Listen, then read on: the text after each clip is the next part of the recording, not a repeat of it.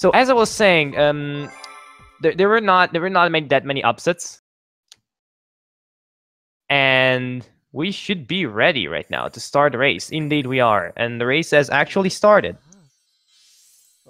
So as I said, not many upsets up until now. We're gonna be arriving the juicy part of the tournament as soon as round 3 starts. That's personal opinion. That's a lot of interesting matches will start to happen. Also keep an eye on the losers bracket because a lot of people will have to pass through there. Matter of fact, all if not basically everybody minus the winner of the winners bracket has to go for the losers bracket. So a couple of names already there that can make an upset happen, so just should be giving a quick eye to that. But we're already going into bunnies right now. SludgyGamer already pulling a slight advantage due to his using of the JP version of the game, which has faster text, and already we can see SludgyGamer's craft with bunnies. He's been dealing with this for 3 years. Smiley also has a pretty good grab.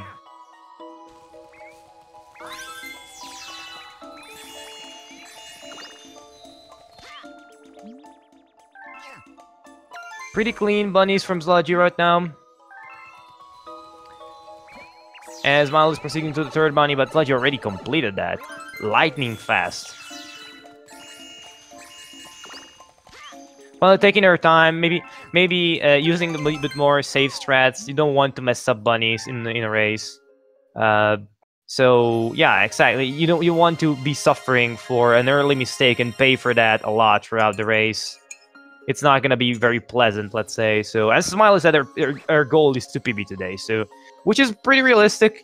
Her PB can be improved, I reckon, and she's been practicing a bit lately, so I'll have a good hopes for that. SludgyGamer is gonna gain even more advantage right now with his usage of the JP version of the game. Again, the faster text is detectable just by eye, so it shouldn't be too hard to understand that. Is the seeding basically for any given tournament? The seeding works as the first. For instance, let's assume for a moment this was a 16-people tournament.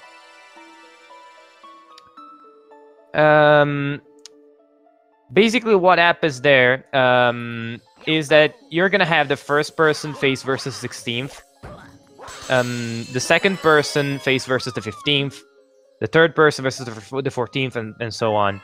So what's gonna happen is that naturally the person with the highest seed, which at the time of the seeding was SludgyGamer, given he had the world record in the category, naturally gets easier matches the more he goes on and on, up until he eventually comes to the semifinals and finals, where he starts to get interesting matches. And this is due to the nature of seeding, unfortunately. There is not much that can be done about it.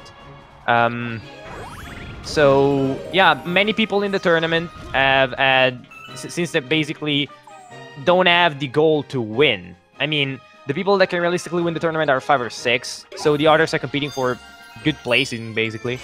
And that's it. That's what a lot of people, me including, are doing. Unfortunately, that's how seeding goes. You would have to have a Swiss round robin section, like the Ori tournament, to have a more balanced kind of tournament. But of course, doing that kind of long long basically process of elimination and putting just turns, and it would be very long. So yeah, you get the point. You can see SludgyGamer's craft there, up there with the spin cancel in the jump. That was pretty good.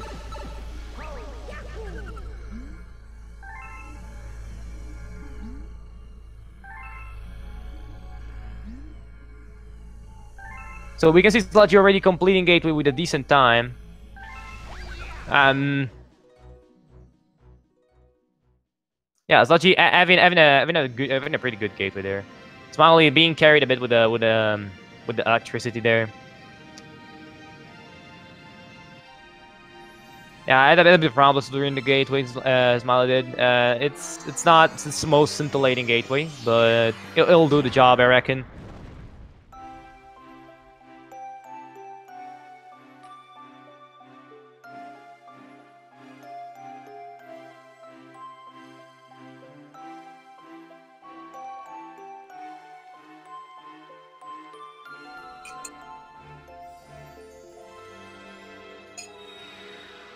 So if anybody in the chat has any question, feel free to ask.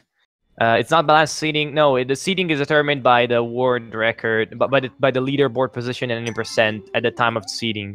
So it's not really unbalanced as is traditional seating, let's say. Also, hi Viper. Sorry I'm late. I accidentally overslept and then debated for myself if I actually wanted to do this or not. Don't worry, you're actually here now, so that doesn't really matter. You're talking about oversleeping to a person living in the EU right now, and I'm being alive just by coffee, but you get the point. We do this for Galaxy. So right now there in the commentary box with me is Super Viper. He's a very prolific runner of Galaxy 2 mainly. But I'm guessing you know your way around Galaxy, even though you didn't participate in the tournament. I just don't run it. But I know a lot of like the major stuff in Galaxy 1. So like potential for like maybe sub 245 in this category. And I play on English. Well, playing in English, well, I have a 239 in English, so it's, to be fair, I don't know, it's just that it's understandable that one may just not. For instance, I don't like that much Galaxy 2 right now. I will run it at one point. Anyways, we're not talking about me. This is a race. Exactly. Just to make to make sure about that, do you have the restream ready for the commentary? I have the restream open. I have it open right now. I'm watching it right now. Should I be paying attention to chat or no? I don't know. We can both do that. Don't worry about that. Anyway, so one kind of major thing, if anybody's watching this game, you're about to see a bunch of interesting little gravity exploits here. So because Nintendo is so great at making games, there are a lot of planets that have gravity fields that are really bigger than they probably should be. Did somebody say Mega Leg? And so one thing you're going to be seeing both of these runners utilize several times, and you're about to see Sludgy utilize a couple times here, is every now and then jump into the gravity field of a planet earlier than intended. So like right here, he's going to do that. Well, technically, it's going to be the intended gravity field. Only you're just skipping the intended method of getting there. So you're supposed to kill these piranha plants and make vines to go up to these higher planets. But because you can jump really high in this game, and Nintendo never accounted for that, you can just kind of. Fun fact, gravity in its absolute value is at the slowest in Galaxy games. Galaxy is actually the game where Mario can jump actually lowest and has the lowest gravity. So imagine if this game had Super Mario Bros. 3 jumps. Oh, we can see Smiley there wanting to grab the star bits maybe, but failing the spin and getting hit by the boulder. It's very pretty difficult to get those hits. Yeah, it's a pretty. It doesn't look like that, but it's a pretty hefty mistake. 5 seconds is nothing to be scoffed at in the first level of the game. We can see Sludgy breathe. This game is so long, it's so easy for lead changes, but Sludgy is a much. I don't mean to be really rude to Star here, but Sludgy is a much high level runner than Star is. So, but for these first few levels, we're likely going to see them like within a star of each other. Well, the Stars already said to me that our goal was to PB this race, since the traditional seeding unfortunately leaves this kind of matches to be happening, because you can't really just do a round robins with you can just round robins with tournament of this game. The runs are way too long. So unfortunately we had to settle for the losers bracket just to make it a way for everybody to have at least one interesting match in there, which is to me a good compromise. Also could lead to a 2-match grand final, which is going to be very hype if that happens. Now we're going to be heading into the one main star in the entire game where star bits are like actually important. In the meantime, answering a question from Chad, Japanese version has faster text as usual. Indeed, it's about 30 to 45 seconds, I reckon. So there are language differences in this game. General scrolls slower in this game than Galaxy 2. I didn't know that because I don't know my way around Galaxy 2 actually. So Anyway, so I believe Good Egg 2 has the most star bits out of any star bit level. Correct me if I'm wrong. You need 100. I think so. I think so. I mean, there could be an exception, but it's not, of course, 90%. And nothing comes to mind immediately. That's the point. This is probably like one of the very few ones you do 90%, if the only one. So what you just saw there, what Sludgy just did there is something called Luma Bounce. Basically, if you do a spin and then a ground pound immediately after, you will home in onto the nearest item, enemy, or NPC. And by launching off that Luma with the right angle, you can maintain a good amount of momentum and reach that launch star early. Yeah, it saves about 8 seconds as long as time is concerned. As Sludgy has a pretty hefty amount of star bits there. 81 is nothing to scoff at. It's going to be pretty fast in clearing this planet. Grass patch, like, you actually do have quite a bit of leniency because there's several grass patches that contain 3 star bits each. There's a few crystals that have 8 each, and then I believe Goombas also contain like 3 each. Indeed, but by having 81, Sludgy was able to skip one of the patches, because he only needed 19, which is 3 from a patch and 8 plus 8 from the crystals. So it was pretty fast there. Sludgy didn't play this game for that long, but apparently it seems that he just did a D-Rest run and he's ready to go. I mean, he's known for his consistency in the community, so... Is that typically if you're wanting to prepare for something, you're just going to do like one D-Rust run and you'll be good to go. Especially if you haven't played the game in a while, that's typically how it goes. Alright, you're about to see a star attempt. This Luma is really annoying. If you're too close to it, it will talk to you. If you press A, it's very easy to try jumping and you'll just accidentally talk to it. I should know. Also, we can see Smile there with the killing the small blue enemies, which I always forget the name of, with a spin, like, not with a starbit hit. Yeah, so if you shoot them with a starbit, they'll give you more star. Yeah, I think they give you like 2 starbits each. They give you 3 starbits, as far as I know, at least. That would have been my second guess. And so, although you lose a starbit by attempting to kill them, you do gain a net benefit. Yeah, exactly. 2 is the total amount you have, because 3 gained, but 1 spent to kill them, so... Sludgy breezing through the levels right now. His pace is actually not that bad. It is typically one of the hardest sections for most top-level runners, especially Gateway. I missed Gateway, so was there anything interesting about that I missed? Smiley had an average Gateway. Sludgy was pretty neat. Sludgy nailed his bunny grabs. They were pretty fast. Not the fastest, but considering it's a race environment, they were pretty good bunnies. I would take those any day. So Sludgy heading into Onive and the first run killer of the game. Apart from Gateway, well, Gateway the run isn't even started.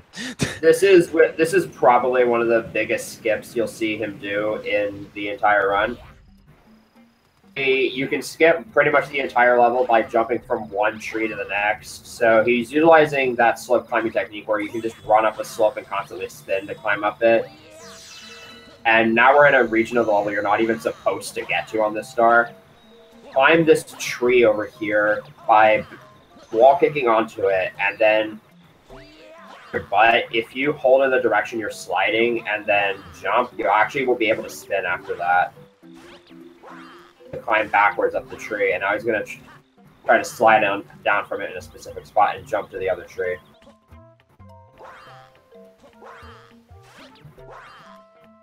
Pristine spacing there, we see there. And Sludgy also using the more advanced version of slope climbing. There's an easier version that involves ground pounding to buffer the down input easily, but Sludgy doesn't need that, I guess. You can also do an alternate variant of the skip that's much, much easier, where you actually go all the way around the tree and then have Luigi slide backwards on his belly, which makes timing the spin a lot easier, because if you didn't notice there's actually a camera flip midway through that jump. It actually happens right before you're supposed to jump. So yeah, technically, a good clue usually is right when the camera turns, you can jump to make that skip, but it's pretty finicky, and when you start learning that, you're assuming, oh, I need to jump, so the camera is down left, I need to hold down left, but the camera suddenly changes to down right just before you jump, so you need to turn down right, actually, which is pretty confusing to new players. And so the method described by Viper before, which is the belly slide, is generally preferred by players that are newer to the game, whilst this version, the Sludgy did, is usually done by more advanced top 30 players in general. And also, it was Smiley going for intended on F1. Well, mostly intended. Mostly intended on F1. I don't even remember what you're supposed to do intended there. I think you just go down through the pathway you would take on Honey Hive 3. So you're going to see Sludgy take a relatively similar route for this first part of Honey Hive 2. I believe he's also going to go for the backflip onto the tree here. There's also a couple of different strats here. I don't exactly know how much time this one saves. As long as I know, fast Honey Hive 2 saves 6 seconds over doing the Mario thing. Doing the Mario thing being taking the launch star there.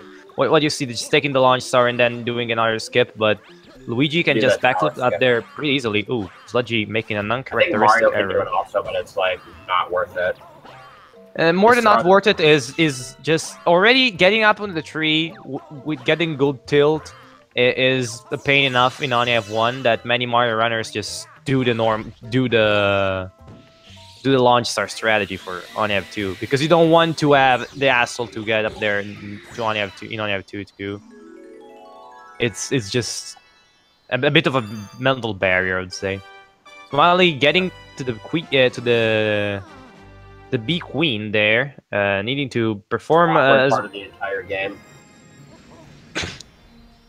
Yes, indeed. You never seen the Italian translation for it.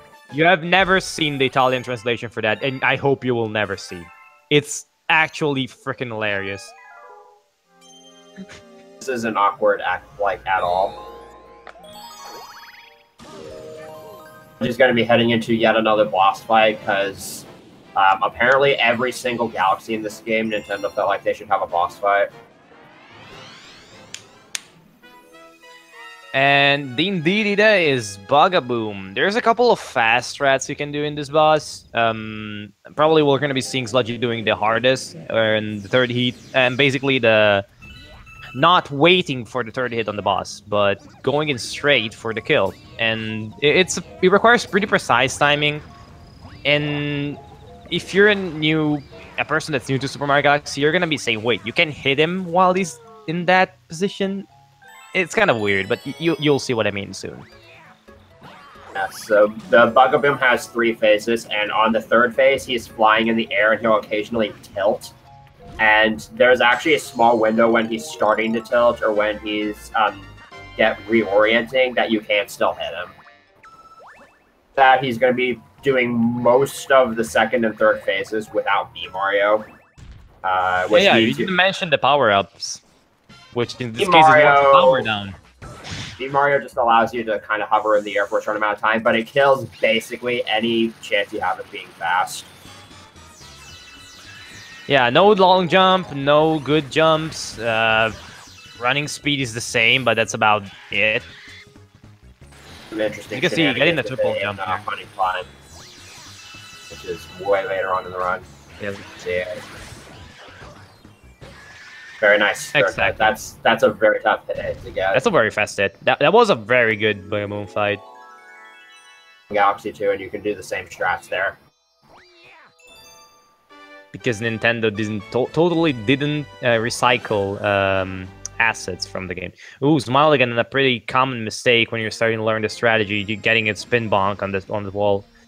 It's one nice thing we should probably talk about this game is there's going to be instances where you might see them try to wall jump and the game will just give you a bonk for absolutely no reason other than it wants to. Well, if you're giving a spin input too close to the wall, the game will give you that result. And yeah, Smiley doing maybe what we meant with Mario's strategies on F2. You can see there, she's got a long jump there. Trying to traverse. Sludgy's going to go for tutorial skip. I don't think he knows it. Nobody goes for tutorial skip apart from Artemis, which is learning that, and Paz because he's crazy. Valor hasn't Valor done it in a run before? Yeah, he's done. I don't know if he's done. I know he's done that, but I don't know if he's Ooh, Smiley not knowing the You direction. can actually skip this tutorial by jumping off the manta ray at a very specific window during this cutscene, and then dying. When the penguin prompts you, you can immediately start the race. Yeah, it saves a very small amount of time. It's very precise in its window, and for that reason, it's not considered at least not many runners do that yet, because it's in the eyes of many not worth it, to be honest. Then at all when trying to skip, you crash the game. Oh, also. And of course, it's gonna happen about 20 minutes into the game, which adds another easy run killer right after Hanya, which is already pretty tough. So, yeah, it's not like many people want to stack on top of that tutorial skip to gain 1 second, basically. The task setup saves 3 seconds, if I remember correctly, but of course, that's called task setup for a reason. Because now Sludgy is in this motion control based level. There are checkpoints throughout this entire thing, so even if there were a way to skip from one section to another, it wouldn't really be worth it. Sludgy's average time there is about 57.1, as long as I remember. And apparently, it doesn't need to be average. 56.70 is a very good time at the level. They still die after that race, so he was actually very close to actually losing it a minute there. Well, I expect from a runner that has 3 years of experience in running the game that he's not gonna die to that. He knows his limits there, but yeah, since I know maybe the rust. Oh, Smiley get in the B interaction there. Usually you want to jump, basically bounce on top of the B there. If you land close to the B, you get interactions, and well, that wastes time, of course. Why would you get that one when you could skip it?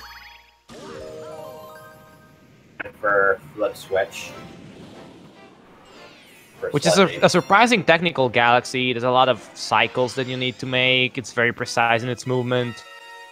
It's surprisingly difficult for a galaxy this size, which is basically 3 pixels.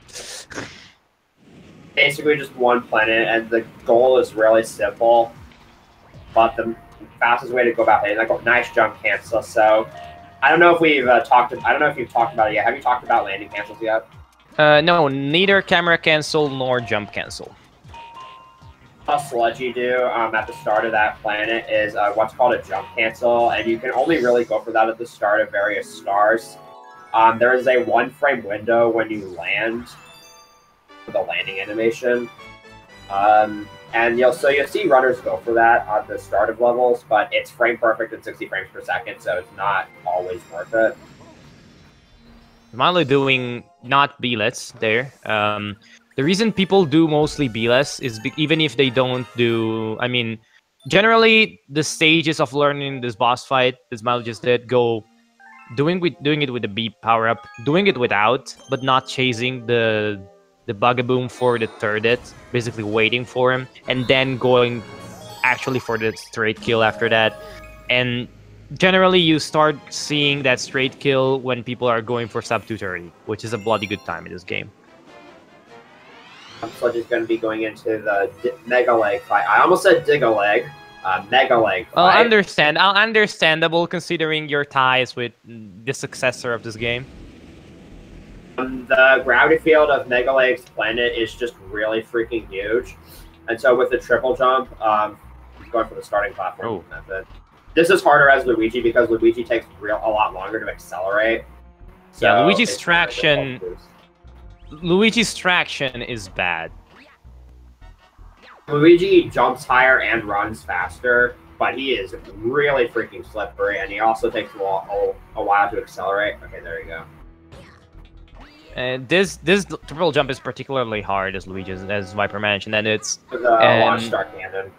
Yeah, actually, there is an easier way to do that that loses about a second. That consistent jumping on the dome that protects the launch star, which is the intended way to go about in that level.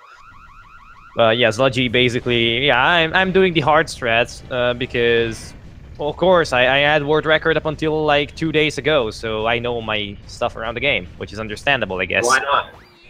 Exactly. Why not? Well, you can. Interesting to see, like, because that's such the time difference between these two runners. It's going to be interesting to see how play. Because, like, is Sludgy going to go a little bit risky because he knows he's going to have an advantage, or like we already seen him, he's. I mean, what would you do if you were in Sludgy's place? I mean, would you go for a conservative strat? All out, but I would definitely probably go a little bit riskier than if I were in a race that I knew.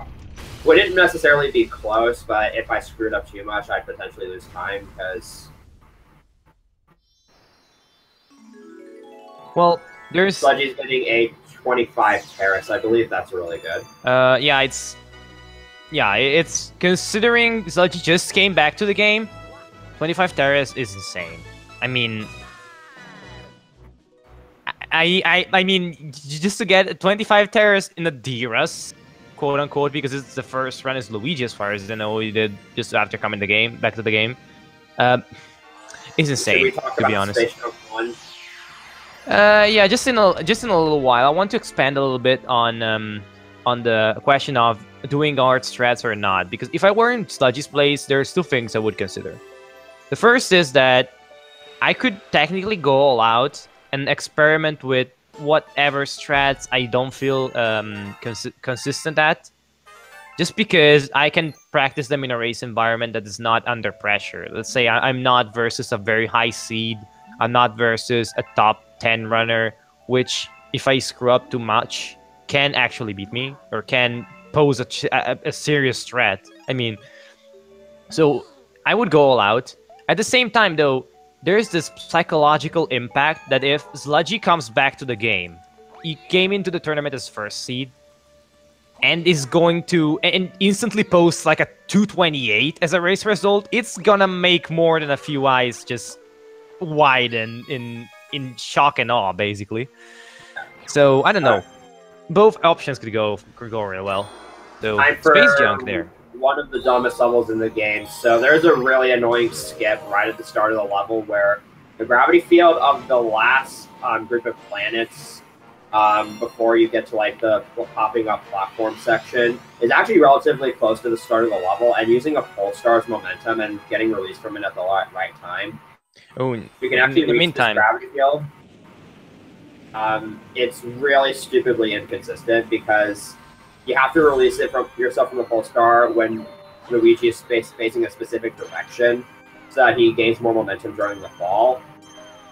And he kind of changes direction in the bubble rapidly, so it's really hard to determine that. Yeah, you can see Sludgy as an experienced runner can already tell just immediately after releasing the momentum that if that's gonna work or not, which is something one has to learn by feeling, technically, because if you try to observe that, it's going to be too late when you try to grab for the pulsar because you're already gonna be launched too much and you're gonna lose a lot of time.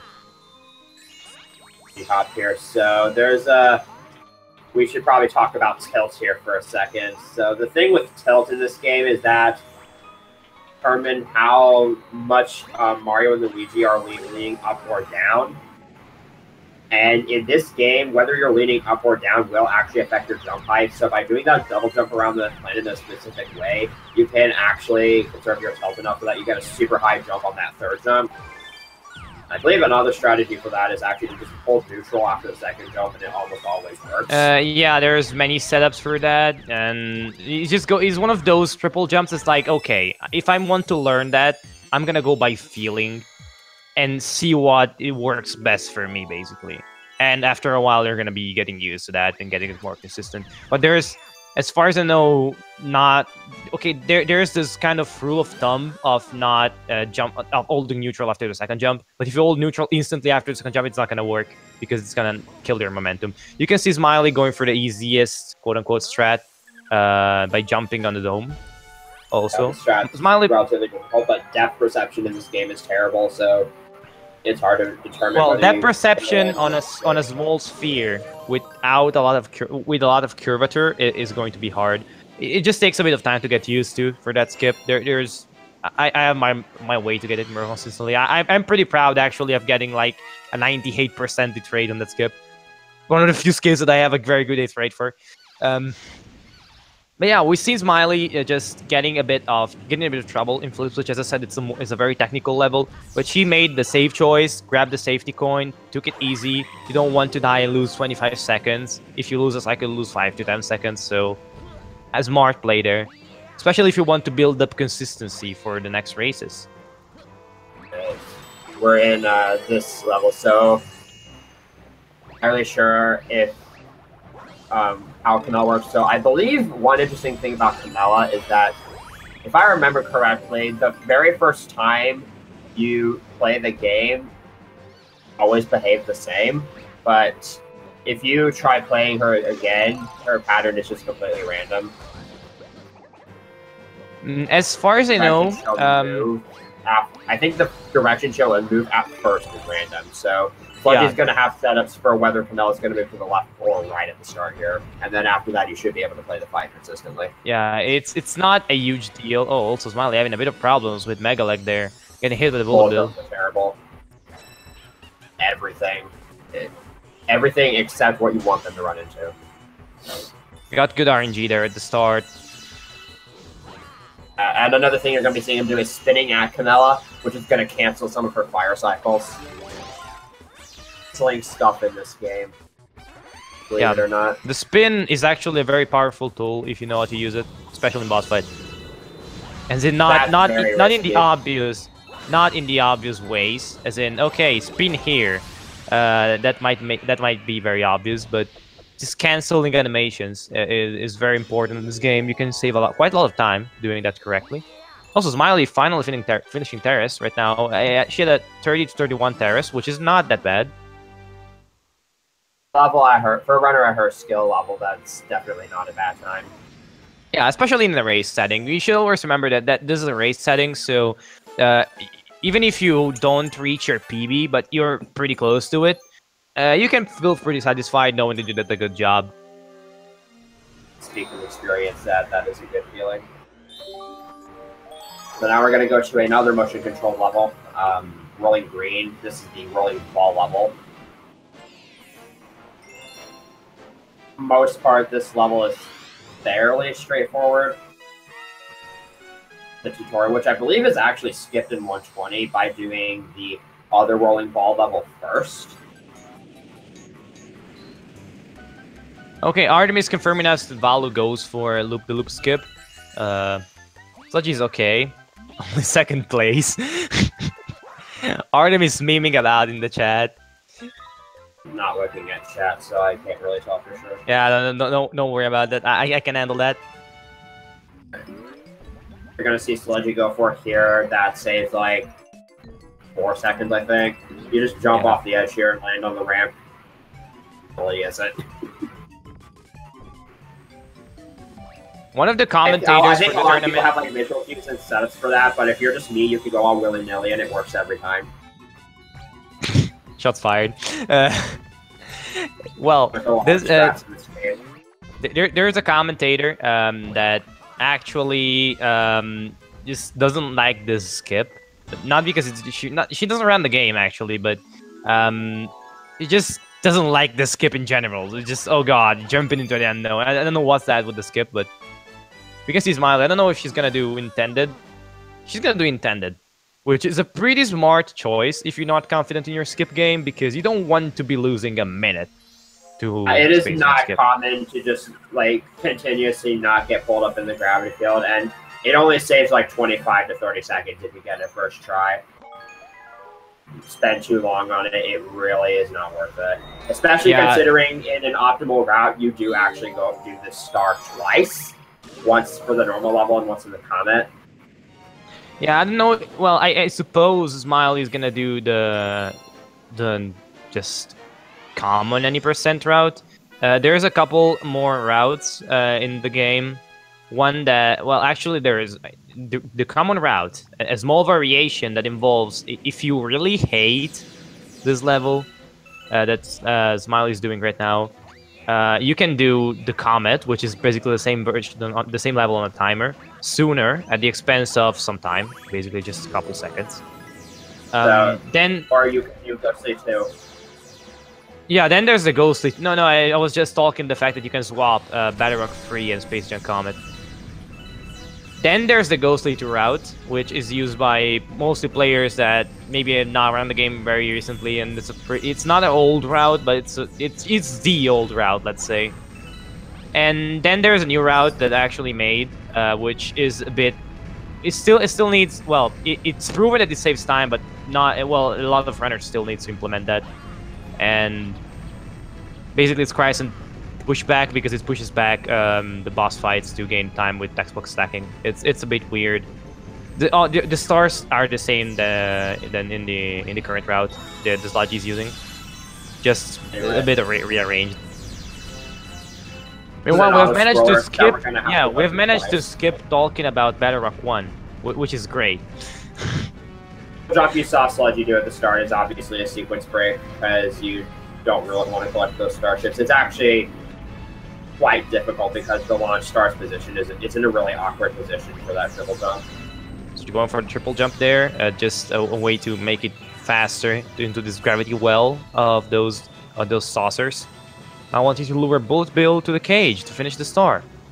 Really, you can see Bullet Bill to lure because there's that one glass stone that's in your way.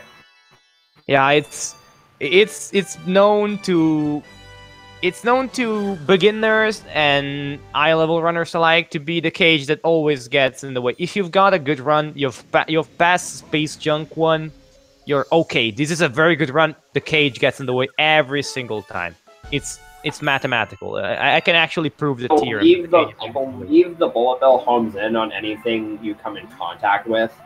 So if you come in contact with that cage, then you're just screwed.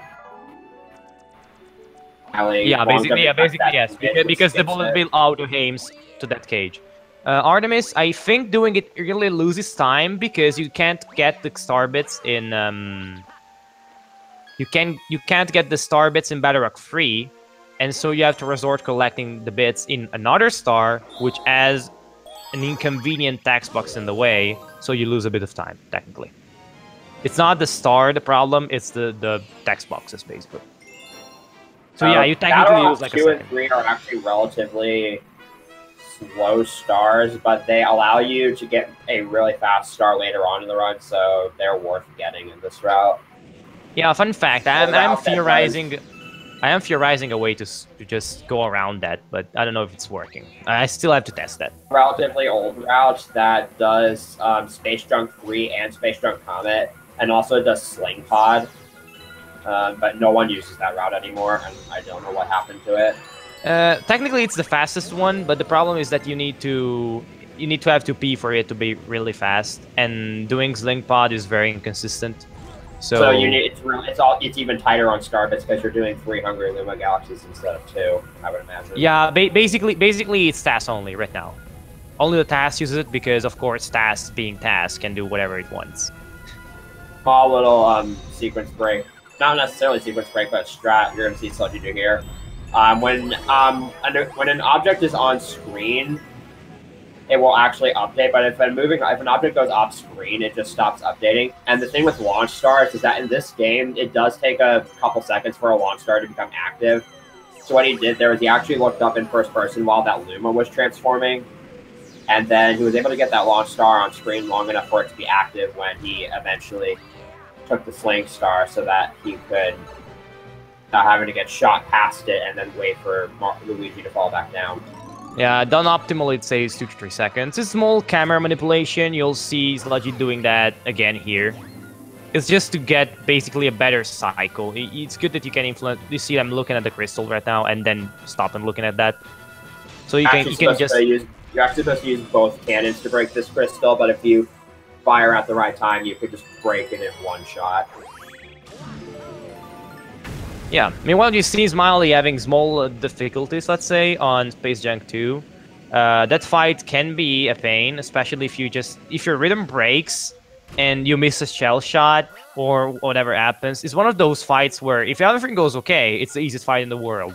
Something goes wrong, you start, okay, what do I do now? Because you're not used, of course, that kind of We're going to situation. see that potentially happen in Bowser Jr.'s Airship Armada. Yeah, And, also, it's you very just saw notorious. Star had just had a classic example of why Luigi's friction is so terrible. It takes, with Mario, you can just hold forward and long jump almost instantly. With Luigi, you actually do have to wait a little bit. Exactly, because if your speed is not built up, you're gonna have a backflip, which is not what you're trying to do. It's called backflip for a reason. Also, with Luigi, if you release the stick, he's gonna drift, basically, for 2 or 3 seconds. Apparently, Luigi has oil beneath his shoes, but there's a cool tech in this game, whereas if you tap the direction Luigi's drifting it, he's gonna instantly stop, which is very useful to just stop when you need to stop and setting up backflips. With the rolling ball, one thing I should probably mention is that as long as you're rolling on the ground, you'll be able to build up speed. But once you jump and land, you will... Like, if you're constantly jumping, I believe you can maintain your momentum. But once you jump and just start rolling again, then you will lose all of your speed. Because that section is really hard to just roll through. Typically, you'll see a lot of runners play it safe by just jumping. Yeah, if you just jump, the problem is that you to keep your momentum, you're gonna have to be basically frame perfectly jump, which, yeah, it's 60 FPS. You're not gonna frame perfectly jump for 5 times in a row. TheSludgy just missed that top man hit. That's gonna be a pretty common theme throughout the stars, using the star bits to stun those top men and shoot and potentially hit them into the lasers. There's also a gravity skip because it's not a planet, but he's going to jump off of a box and get into the higher section much earlier here. Yeah, it's basically a strategy. You just advance into the level, you don't skip any parts of it, quote unquote, technically. It's not a secret break. Well, technically it is, but I believe that some people might have found that while playing the game. It's not really like a speedrunning arcane strat or whatnot, it's just triple jump. Which is incredible, as how many strats of this kind. Oh, Smiley is going for the triple jump there. Jump, that's really awkward. This launch star is both kind of not only above the platform, but also slightly in front of it. And so you need to kind of jump from a very specific point. And also, one thing to keep in mind is that Luigi will actually spin higher if you spin with a nunchuck, whereas with Mario, he'll spin higher if you spin with a Wii remote. And so that can be a very common mistake to make for runners starting out, is they'll believe that you just need to spin with a Wii remote. Yeah, the problem with that triple jump is also that the tilt mechanic we mentioned. A bit of tilt helps there, but if you overshoot the ledge, you're gonna be jumping off basically in front of yourself and not up, which is not gonna help at all.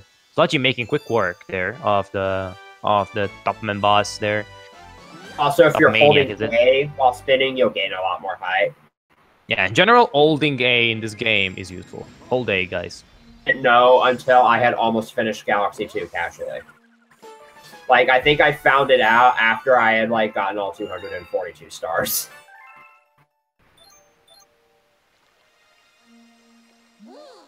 A scroller is nothing really interesting. You do get a lot of star bits on the star. So as you're seeing... Well, which is paramount, because we didn't talk about that, but I guess it's pretty easy. You need to collect star bits. You need 400 for the first gate, let's say, in this run, which is a star that we're gonna do because it's pretty fast, but requires 400 star bits, and that's Sweet Galaxy. And then we need 600 for the worst galaxy in this run, and that's Drip Drop. I guess. I don't know. I don't have any creative name for that. Okay, I want to talk about this now. So you're going to see Sludgy do a little death abuse at the start here. I think this is technically slower, but it makes cycles for later on in the stage much, much easier to get. Reports vary on this. Some say it saves half a second. Some say it's slower by half a second. I would say that the time difference is negligible enough to warrant having the same cycle every time, way better for consistency. Because long jumping up that ramp is really, really difficult to do fast, because the angle you're long jumping at is constantly changing. In general, this level is very technical, and you need to be very skilled at the game to do this fast. And Sludgy showing his skill in the game right there. that getting was the very perfect clean. firebar cycle. Getting the perfect firebar cycle is just breezing through this. Just long jumping straight to the platform. I think you can actually do that a step earlier. I think that's what I see hardcore gaming do. Yeah, it's a bit harder. I mean, it's a low risk, low reward strat.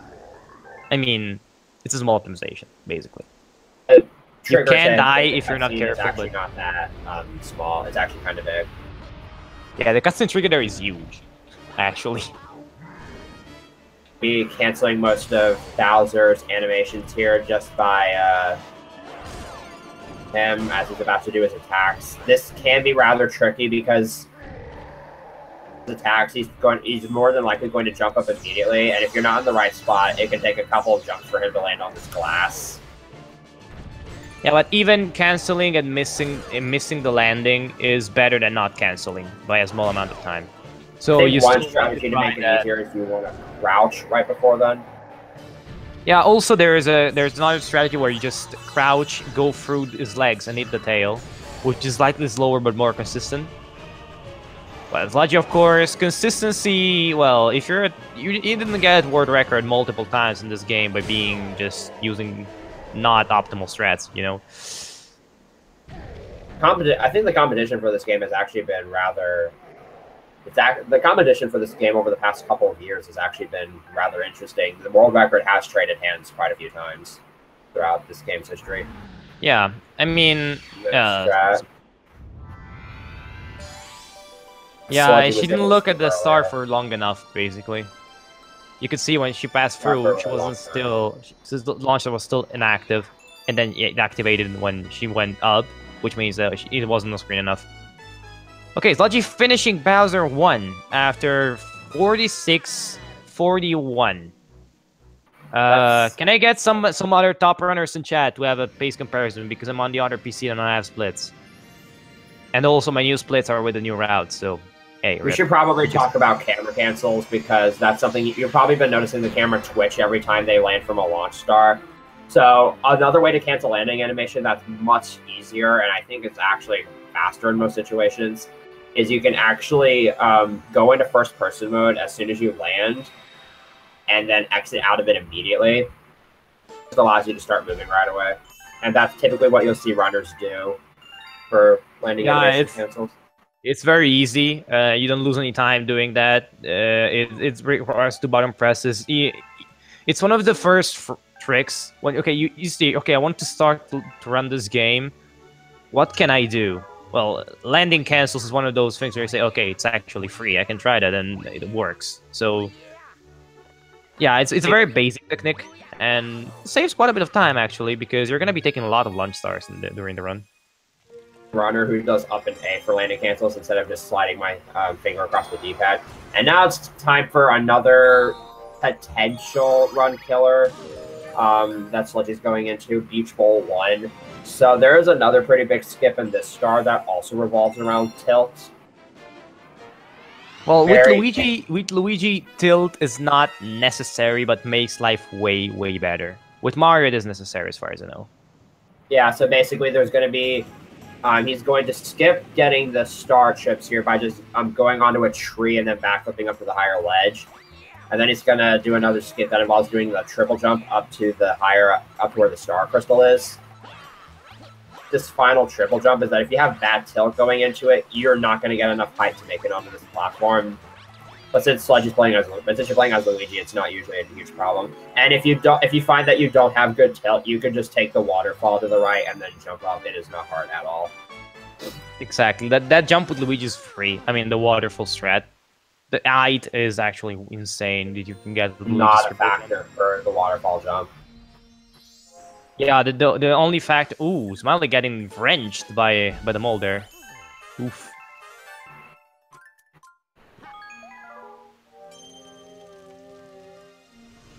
This is the only galaxy in the game, and I think this is actually just recently discovered, although it's probably been known for a while. You can actually skip a mission. The secret mission is actually present, but the secret mission defaults to star 3. Yeah, because you don't have the shell. Yeah, you can get the golden shell in this mission and then break the treasure chest and then do the secret star and then select the secret star and do star 3. Yes, is neat, but it's not useful for speedrunning. Exactly, it's actually slower because the golden shell here, it's not spawning until you talk to the penguin. As you can see, it's a pretty lengthy and slow affair as far as talking is concerned. And yeah, whilst you could save some time by having better cycles, then just grabbing the shell in the 3rd star is faster, plainly. You'll see what we mean in a second. The shell, you actually grab it. You just dive into the water and grab the shell because the penguin is passing through there. And since Luigi's a bully, he steals shells. Plus, Beach Bowl 2 is a relatively fast star to begin with, so it's not worth skipping.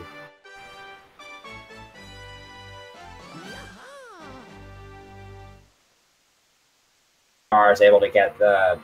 I don't know if she's going to go for the star bit hits or not. Well... thing to do is to just stun one of the top. This level has some technicalities in it, in that you can sacrifice. You technically want to collect star bits here, but you can sacrifice some of them for the sake of being fast. But if you miss too many hits, you're gonna waste the star bits. And especially if you're a high level runner, you don't want to do that because star bit routing is very well accurately mapped. You see Smiley there missing the down. Room for error with the star bit route that most people use, but. Yeah, basically you don't want to be wasting star bits for nothing. That's especially in the first part where you need 400. After that, when you'll go to the 600 part, is way more lenient because there's way more levels where you can collect star bits. Way more star bits in those way more levels. Like I believe there's at least around maybe 1 or 2 levels that have 90 star bits in them, and then there's one level that has like over 150. Yeah, there's Onicland is 170 actually if you can manage to collect, if you're a 120 runner, let's say, and there's Toy Time 1 that is 70, Toy Time 2 that is, Toy Time 1 is 90, Toy Time 2 is 70, so there's a lot of levels there with star bits. Also, generally, you're gonna get way less notification prompts like unlocked new galaxy in the late part of the run, so it's way more efficient to collect star bits later. In the early part, you have to just wiggle around text boxes basically to be optimal. So, yeah, it's way more strict. So, Sludgy going for the. Having to use this cataquack like a couple seconds if you do it optimally. Basically, you just back up straight to the star. So honestly, I'd say the harder part is landing on that wall. Yeah, it is because the camera is actually atrocious. The camera is actually atrocious for that. Your main enemy in this game is almost always going to be the camera. To be fair, the camera in this game is way better than predecessor, I feel. I mean, Sunshine was okay. 64 was, well, 64.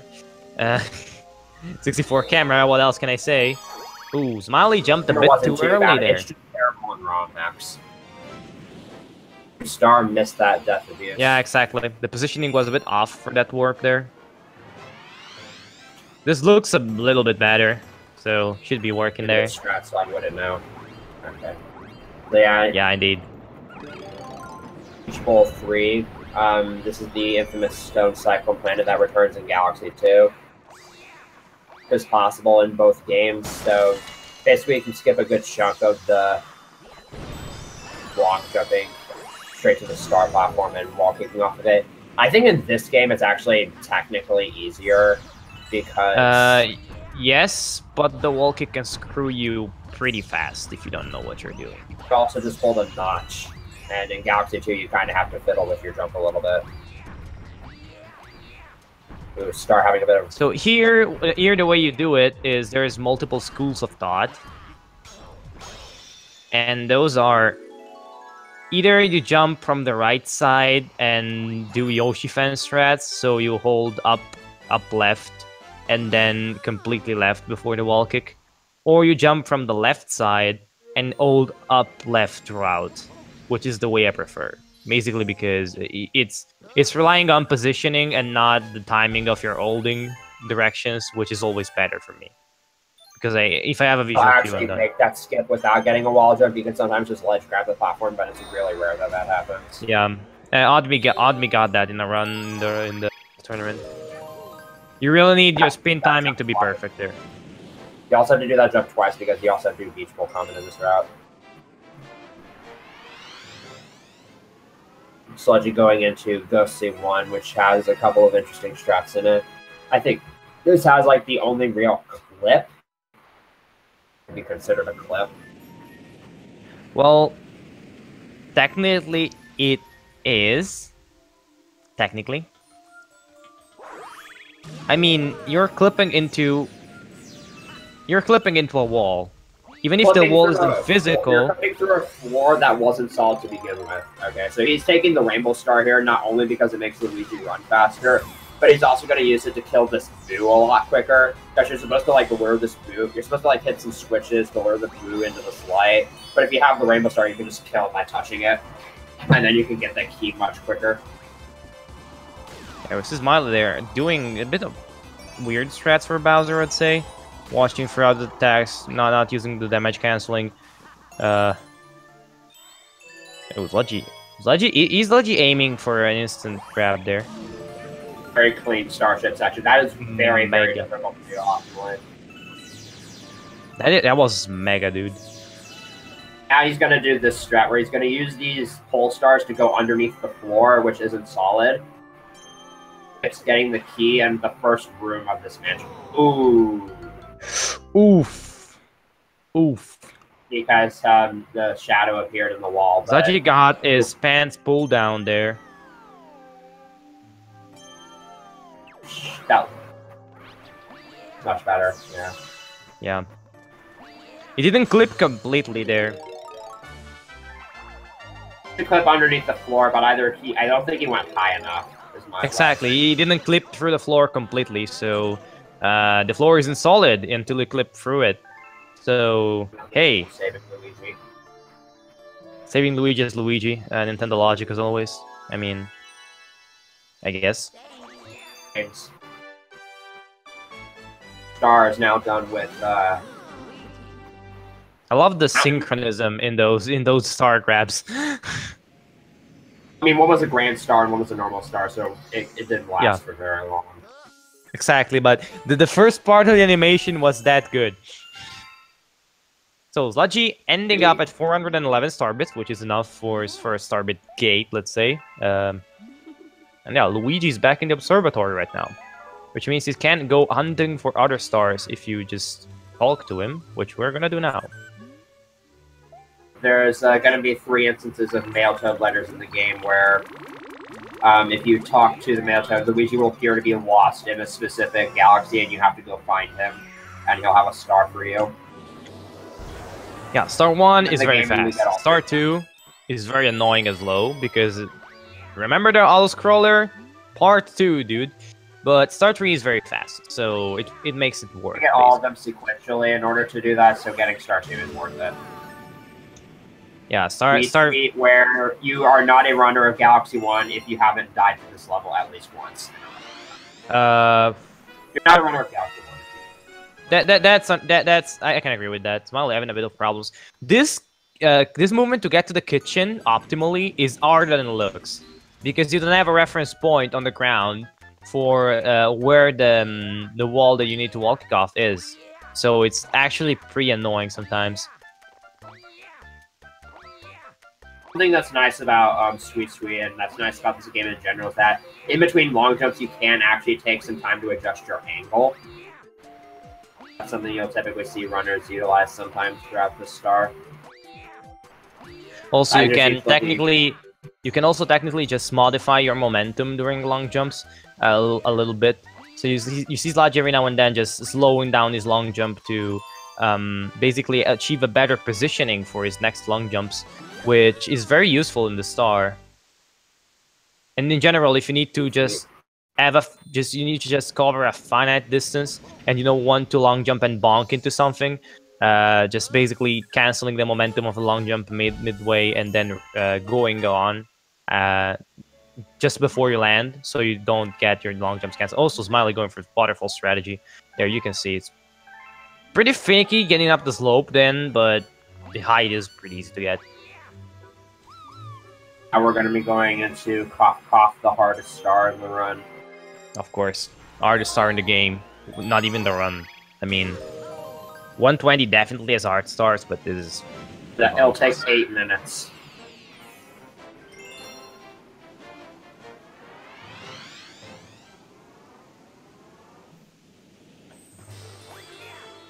Sunshine's camera is I don't know. It feels weird. That's my only complaint. Gamer, he just did Galaxy's Galaxy's camera feels great, but sometimes it's bad. Sunshine's camera is great, but sometimes it's weird. That's the difference. I remember when Sludgy got the Bedrock one. Yeah, I don't know, Viper, if you know that, but Sludgy once took the Bedrock 1-star in Bedrock when he was meant to doing the Luigi star, and yeah, that was a world record pace run. I think I remember hearing about that. I think I might have been there for that. I don't remember though, but I do remember that. I remember I did the same mistake like 4 days later. Feels great. We're gonna do our first of 4 Shadow Luigi comments. One thing that's worthy to point out about Shadow Luigi is that as Shadow Mario, the Cosmic Luigi and Mario, the Cosmic Luigi actually more better at these races than Cosmic Mario is, so he's a lot harder to beat. I mean, I don't think Nintendo will complain if we call them Cosmic Mario and Cosmic Luigi. It's not like they don't have the rights for such. Wow. Ooh, Smiley. Oh, oof, that's gonna hurt. That's gonna hurt. As Luigi, you lose air every time you spin underwater, so you have to be really, really careful about that. Yeah, there are some galaxies. If you hold D during the countdown and then press A at a specific time, you can actually start running forward a lot quicker. Yeah, the frame window is 5 frames. Like a small start boost. So for some reason.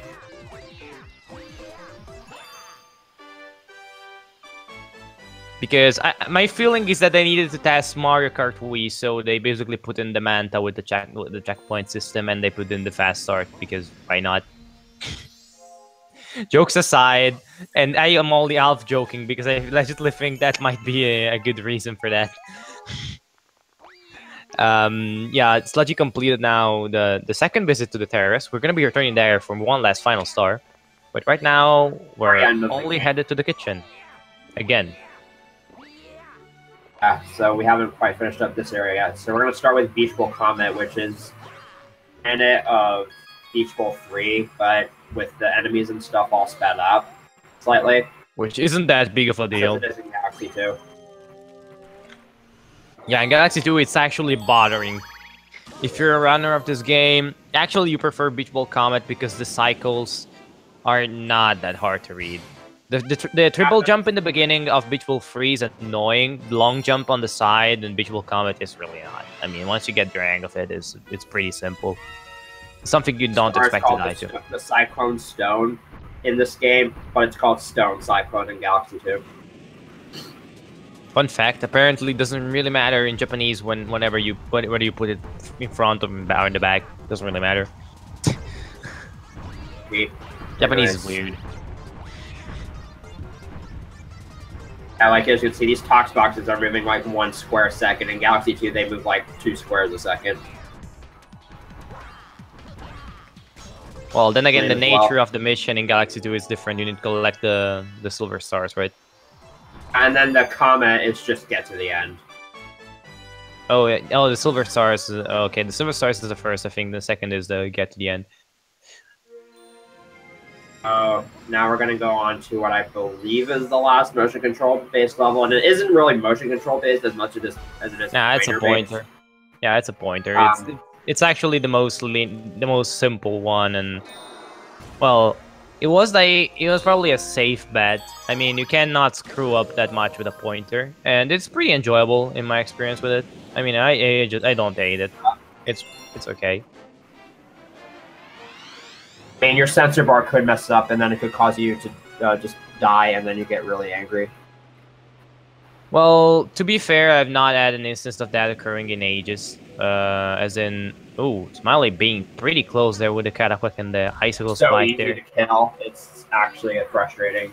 The Cataquacks in this game, and in general, are probably the worst enemy ever invented in Mario games, and the person that invented them should probably perish with a horrible fate. Because they really are pointless and horrible. Especially when you have to progress through a level using the Cataquacks. It is very easy to die to, I should know. Okay, Sludgy made it past the mine. Good. How far apart? Route. How far apart? I would say, yeah, about 10 minutes. Probably just... I don't know. We need to take a time, but I would say 10 minutes is probably a good ball mark. Or there for absolutely no reason. Skip that entire second section of Bubble Breeze. Yeah, apparently let's say the actual polygon hitbox, quote unquote, of the ooh, Smiley, be careful there. Don't want to bonk like that. Okay. Okay, these bats can actually easily kill you. Yeah, apparently that hitbox is a bit weird. As in, now we shouldn't put polygons there. Just put a flat surface so people can walk on it. Want you to do Ghostly Seeker, which for a lot of top runners is easily one of the biggest run killers in mid-game. Especially if you go for the fastest unless you're strats. hardcore, in which case you're trolling everybody with saying, it's not even hard anymore for me. Kappa. I remember once commentating a race where both runners got keyless first try. So if you're not sure what I'm talking about, in the last section, you're going to be seeing them skip a lot of what are supposed to be auto-scrollers. I guess you're going to be seeing Sludgy do that here, and he's going to... Yeah, I don't know if you're going to be seeing... This one definitely one of the contentious points for many of the top runners. Do you do keyless or do you do one key? You go for this 5 to 6 seconds of time save? Keyless. This is really insane. So these doors still have collision, and you can actually stand on them, but the surface is super narrow. You can see there. Jesus Christ, that was awesome. Oh, wow. That was almost flawless. That was... Wow. Extremely difficult. The space you have to land on is about as wide as you are, and it is super... And because it's invisible and your shadow doesn't show up, it is super easy to miss. Yeah, then again, there's another... you can technically ledge grab. But if you ledge grab on one side, most of the times you're gonna get thrown out because the space is so little. If you ledge grab on the other side, you're gonna die. There's no way out. You ledge grab, you can... Okay, I'm dead. So, yeah, you get the point. It's a pretty risky strat. There's a setup called one key for a reason, and you grab the first key and activate the auto-scroller. So if you fail the keyless strat, you have the auto-scroller as a backup. You lose 5 to 7 seconds to activate the auto-scroller, but if you don't die, you gain 25 seconds. So for some people, it's worth going for it. Yeah, so there's a really big skip at the start of this level too. You just shoot from this cannon straight to the final airship. That you need to do there is if you hold Z as the cannon viewfinder appears, you actually have a much larger target. Yeah, which can be actually detrimental at times. Comes to mind the shot to get to the Hurrisk Curry planet in SeaSlide, where if you hold your Z, you're like, okay, wait, I'm way too zoomed out. I can't see shit, basically. Hardest fight in the game. Probably, yeah. Not hardest, but most unforgiving. If you make a mistake there, you're gonna be punished for that. With a lot of time lost. In the second phase.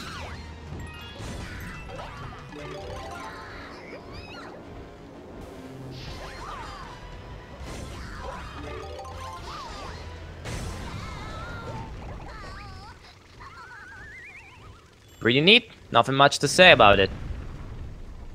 The restream has frozen for me. So yeah, just refresh. It's a bit Alright, I'm refreshing.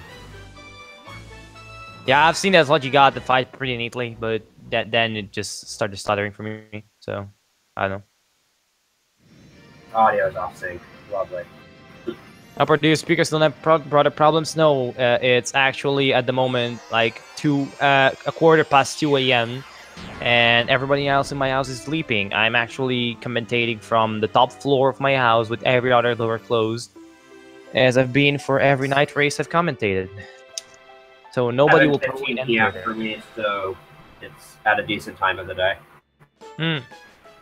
Living in Europe is cool and great because stuff, but yeah, especially in speedrunning, usually, okay, things are done at either evening for you, which is afternoon for the US, or evening for the US, which is late night for the EU, of course. So, and this is the second case, and yeah, you get the point.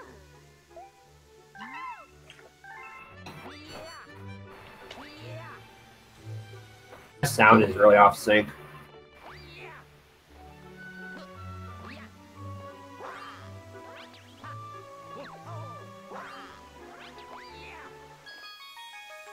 Let me fix it. So Sludgy right now actually is entering the Comet for Battle Rock, which is basically the same boss, but done in done with only one elf, which can make it pretty risky. Of course, if you die, you lose a lot of time here. Also, I think the audio is a bit out of sync. Is it just me, or? It's with me too. Okay.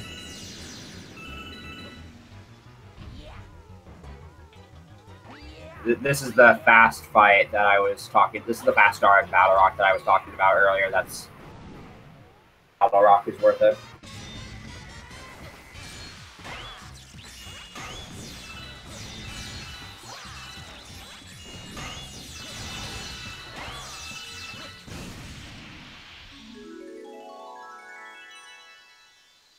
So pretty neat fight there. We're seeing actually audio a bit late. Just use your eyes for the moment. It's the only tip I can give you. I don't know if it's an issue I don't know if it's an issue for the stream or not.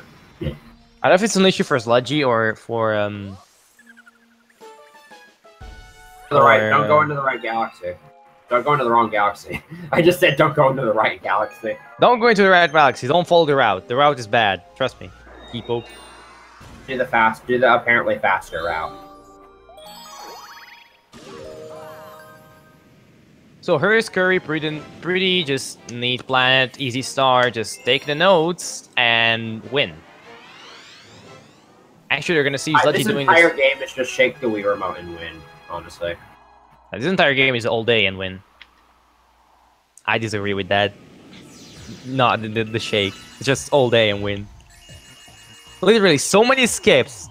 I was learning in this game, and I couldn't get. Then I remember, oh, I need to whole day. Works. Not even joking. Green Star 2 and Stone Type on. I think it was Green Star 1 actually. Ground pounding into the star, which ground pounding into that star allows you to. Ground pounding in this game makes you travel to the ground a lot quicker. See how that works out.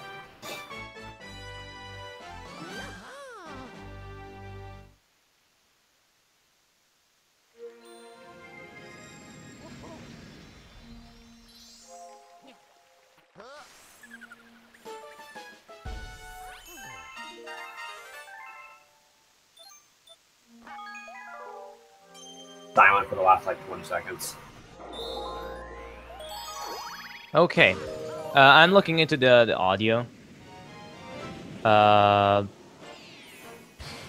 Meantime, time for Space Drunk 1 again. So now we're getting. Yeah, if you can hold it about there. If you can handle that, I'm gonna try to sync up back the audio.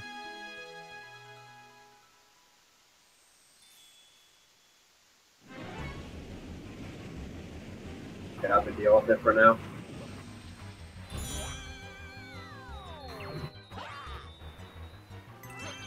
Second try skip, I believe.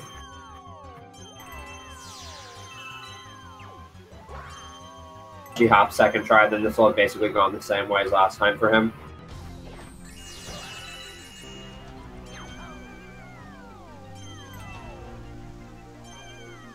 G-hop first try.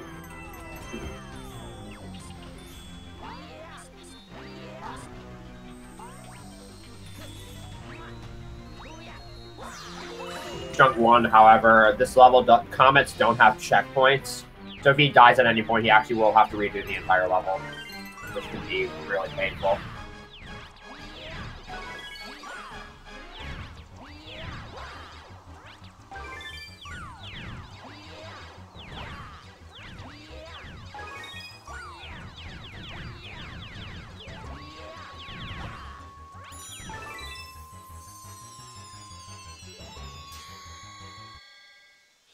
Okay, I hope I've been able to fix the audio right now.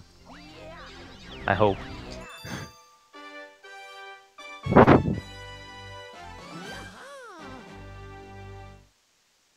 No. Let's just deal with it for now. Routes. I'm not sure if they'll be taking different routes. That now. We'll see pretty soon, if that's the case.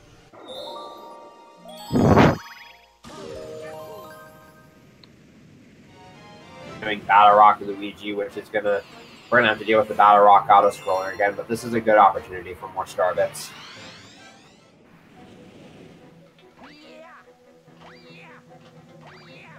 Going to be attempting the Beach Bowl free skip again on Beach Bowl Comet because she did it perfectly fine on the first star.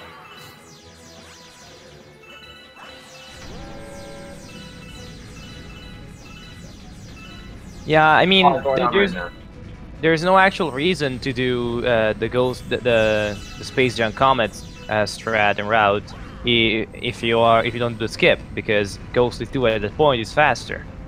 So I wouldn't be surprised to see Smiley going for Ghostly 2. It's actually the logic thing if you're not doing the skip. Another thing that this new route does is it actually does buoy base right before the end of the run. That's also true. To route, you would do it right before going to the garden. Wait, basically, no, you it's not the garden, it's the bedroom. Yeah, you skip a trip to the kitchen, basically, which is, of course, pretty useful because, as we've already said, the movement to get there can be pretty bad at times, and, well, it's a trip. You're gonna waste time. So you don't want to do that, of course. Also, Sludgy getting a bit finicky there. I'm not entirely sure why why there even has to be a third trip to the kitchen with the Ghostly 2 route, but I guess part of the reason is so that Comet cycles work out, because the way Comets work on this game is that they're actually on cycles, and if you're out at all, that these get thrown off, and it can be really difficult to back that up. So that's why it's very helpful to have splits when you're doing runs like this. Well, I can speak as experience from a person that's made a new route for Galaxy quite recently. You can, if you know what you're doing, make comets fit, apart from just one exception that I'm not going to go into. But generally, if you're making a route, you want to be trying to sticking to what the previous route did as best as you can, because it's generally you don't want to have to test multiple times for the comet routing, and you don't want to accidentally make a mistake in the routing by not taking into consideration one of the factors, which either is the parity of the star, so you need to have an even number of stars generally for the comet to spawn, unless you're in Terrace, which is odd, and if there's which comets can spawn, which can quickly spiral out of control if you're just, okay, it's easy to forget something. That's what I mean there. Now Sludgy's entering Dusty Garden Galaxy, which is, I think, this is the first of a couple of galaxies where we'll be collecting all 5 stars in one go. Yes. There's actually technically 6 stars, but of course, purple comets don't spawn until you beat Bowser, and beating Bowser is the goal of any percent, so yay, no purple comets this time. Or any other time in the tournament. First star is relatively straightforward.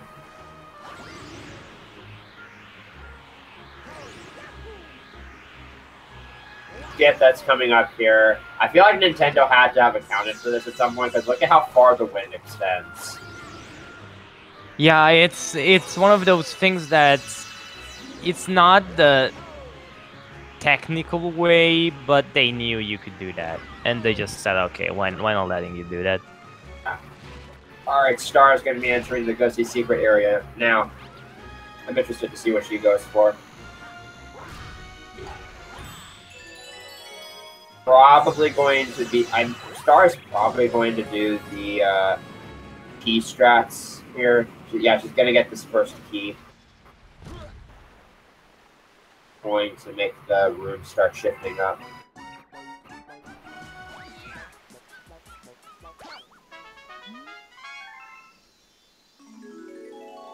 gonna wait for this auto scroller. Green Mario gets a star from Luigi. Yeah, Green Mario gets a star from Luigi. Or Red Luigi gets... Well, you get the point. Oof!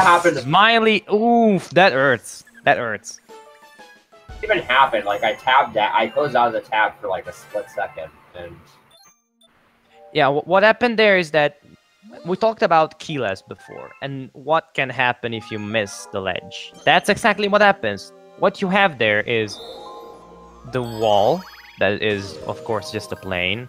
The doors still have collision, so the door's ledge, basically, which is about what is you. After that, immediately, if the doors are not open, there's a kill plane. So you can get why this strat is pretty risky. He's now in Gusty Garden 2, which is going to have another boss fight. And this is a... This, actually, there is one thing I should probably talk about here. These next couple of bowl planets, this is a huge insult to injury instance of enemies will only move if they're on camera, because you basically have to do the exact same thing every time for these bowls to be on the cycles you're used to. And of course... Otherwise, it's basically just guesswork as to where they are. Of course, the camera angle can change as to which is the direction you're coming to the launch star in the first place. So you actually need to learn about kind of 2 or 3 setups, because the camera angles can vary. And yeah, you get the point. It's very annoying if you miss or just don't hit your... You just don't execute the strat well. You're gonna get very screwed very fast and lose a ton of time. And for this section, it looks like you can actually jump in between every single apple, but for once in this game, Nintendo actually put invisible walls in between the apples, so you couldn't do that.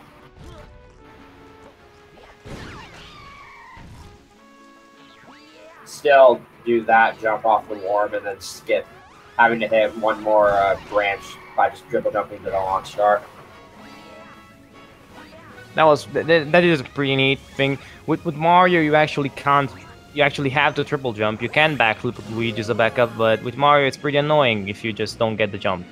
Star just had a really close call right there. So the thing with moving platforms in this game is that affect your momentum on your jumps.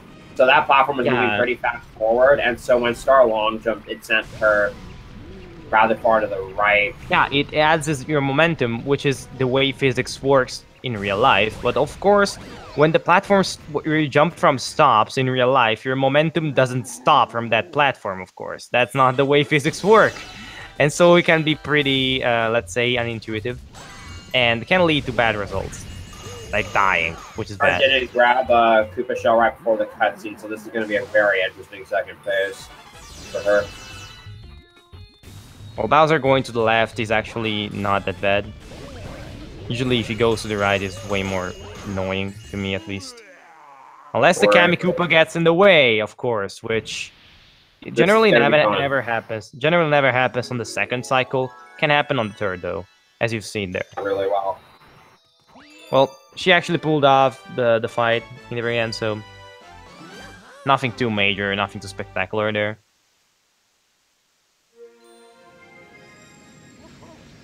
Sludgy is Gusty Garden Secret.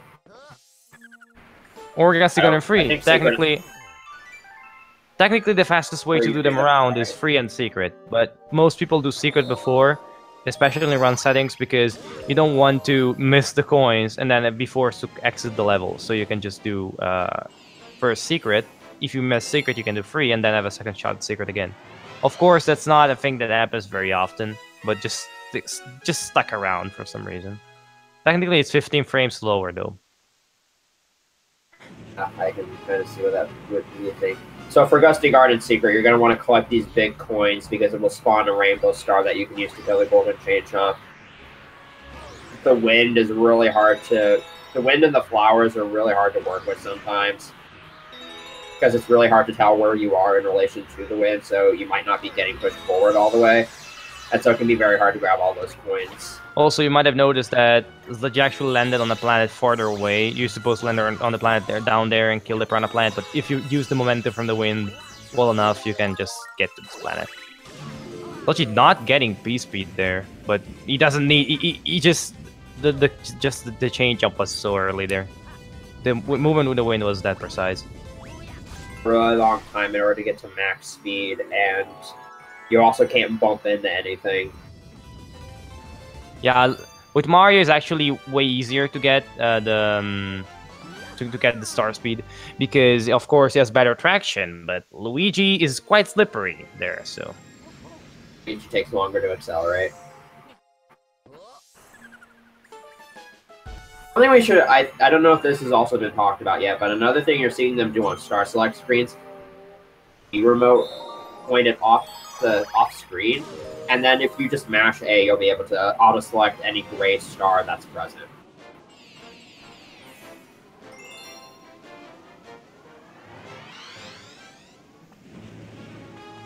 So what I added might as well explain the 15 frames. And the 15 frames you lose actually are because the secret star is gonna spawn in the star select menu, and each star takes 15 frames. So if you get the third before the secret, you would still have the third spawning if you get the secret, because you will get the star spawn that you're gonna select the third mission. But if you get the third first, you're gonna get only the third, and then you have to point and select the third. In a very dicey situation right here. Okay, she got out of it. Oh yeah, this stopman can actually kind of trap you, and sometimes you don't want to jump in the air because there's a spike on top of the two just bigger topmen, and of course you have one health. So getting all it around the edges of the top maniac. The yellow things just being annoying and just bouncing you all over the place. Yeah, you can be the ping pong ball of a very deadly ping pong game, let's say. That ends up with you shocked. There's Luigi's only skip coming up on Sludgy's end. He's gonna long jump off to the right. Is he gonna do that though, or not? No, he's gonna. Okay, he's gonna go for it. Because I've seen him many times go for the easier strat, quote unquote. I've seen Valu do, where after you hit the first, like the very first gravity arrow, you can actually wall jump back onto the elevator platforms, and then just long jump from there straight to the star platform. But I think that's a strat you would mostly do for Mario runs. Yes, indeed. But I've seen Sludgy going for that for Luigi, but that was a bit of time ago. I don't know if he just picked up the long jump, the Luigi long jump, basically. That's a rough death right there. Misjudging the block's momentum there. Wow. Or rather, misjudging getting the block. It's starting to be kind of tricky to reach if you don't have a consistent setup for it. Yeah. Generally, the cool setups include just long jump, wait, long jump, try to carry your momentum as far as possible, and long jump, or long jump, single jump as soon as you can to carry some of the momentum from the long jump. So these are two of the setups that I know. Of the Galaxy games, you want to press Z and A at around the same time, so that Mario or Luigi will crouch for a short amount of time and maintain running speed after landing.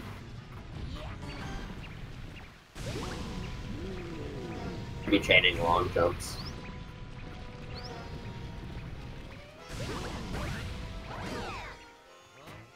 The Major Burrows, Daredevil. A couple things you can do to speed it up.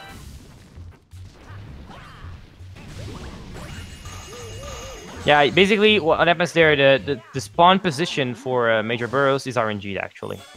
But what you can do there is if he just spawns, let's say, just pops up the ground and then starts striding towards you, you can jump over his trajectory, and if your angle is good, you need to jump over his trajectory at a good angle, you can get him to exit quicker.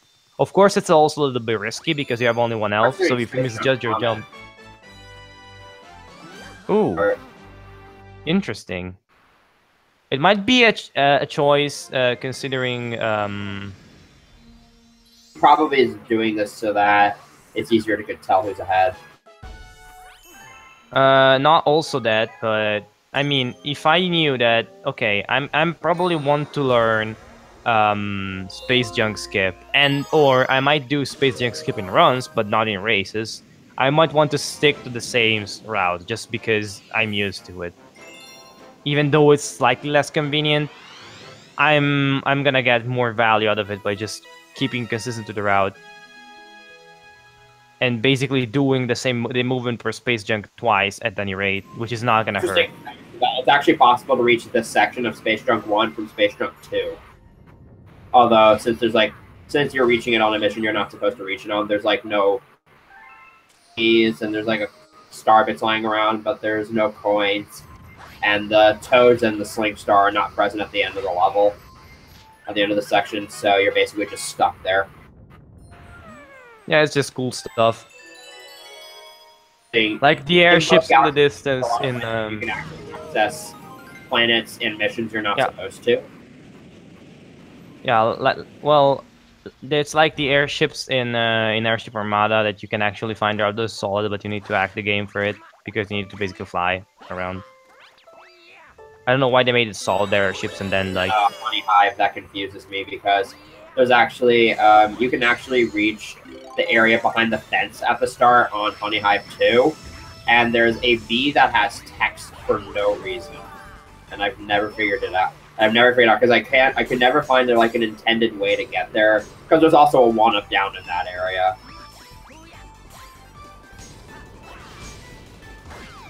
In the meantime, Sludgy is doing Baron. I can never forget. I always don't want to pronounce the name because but yeah, it's a pretty lame boss to be honest. Nothing much to say about it. Freeze Flame 1 is a relatively simple level for the most part. Just get up off the top of the mountain, and basically spin instead of send into the cold lava, the ice bully. Not much to say. Oh, and the ice bully can fly now. He's going to be doing Freeze Flame Comet, which is actually based off of Freeze Flame 3. But for whatever reason, you only need Freeze Flame 1 to unlock it. Yeah, that's I don't know. Probably some oversight because I can see that as well. I can see somebody forgetting the requirement. Okay, you need to unlock Freeze Flame 3 in programming, so it just spawns.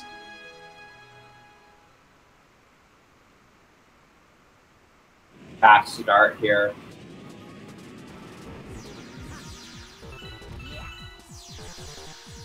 This is the fast start that is it that worth it? Okay, you got it. Need a small little boost forward. Most of this is just going to be simple platforming skips. Yeah, basically just long jumping around, slightly more optimal ways of moving. Just because you don't want to do intended things that just are slow, basically.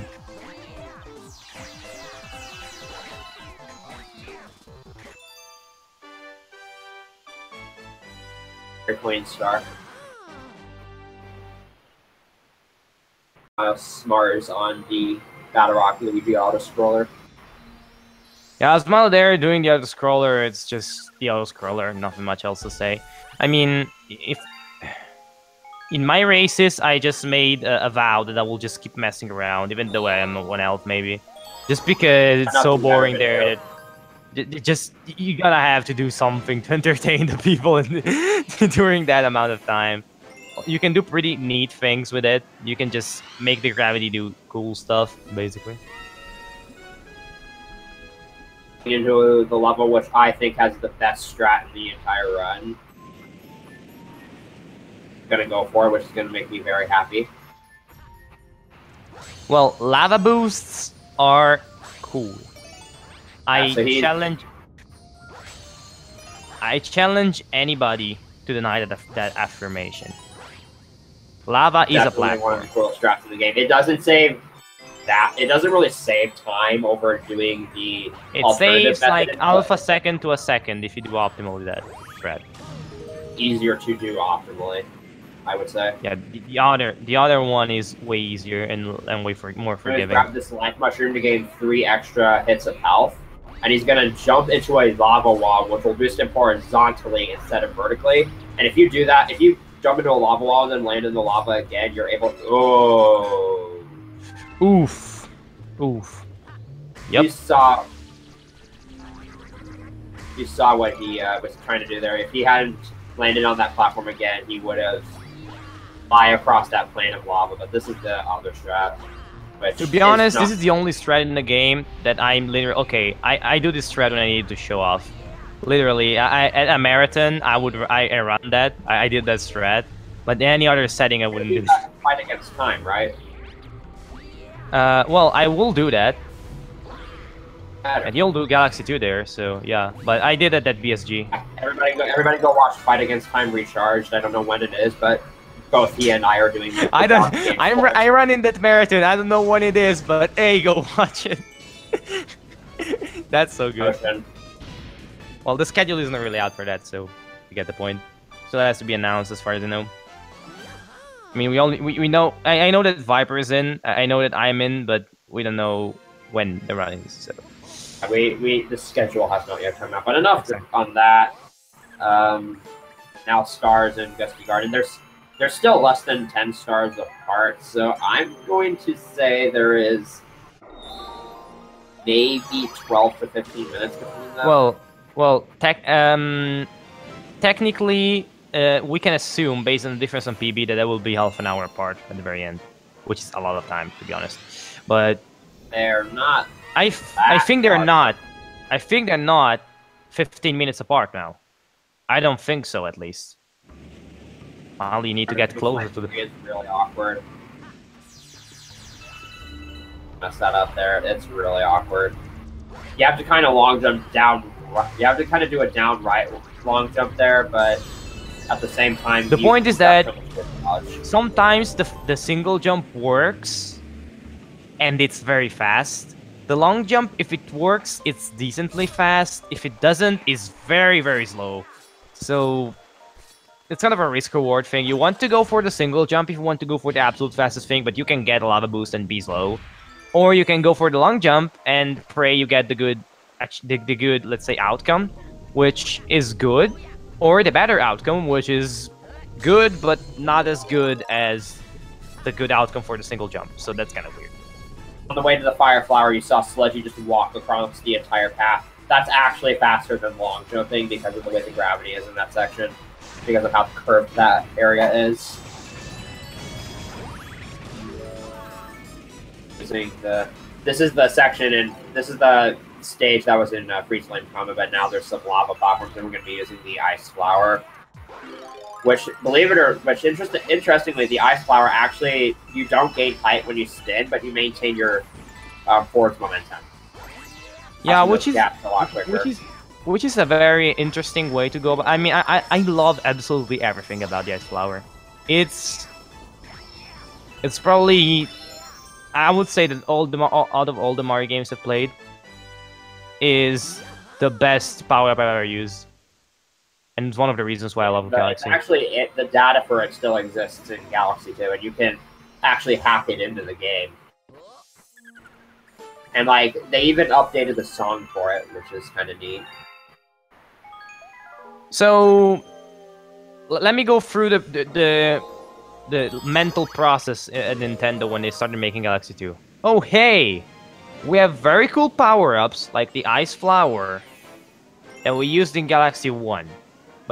They're like the trademark of Galaxy 1. We don't want to use that, but we want to recycle some very cool and very useful power-ups, like the Spring power-up, you know, that's very liked by the community, very liked by the people that... I just can't keep a straight point. I think you've made your point. I just can't keep a straight face when saying that. I just can't. Come on.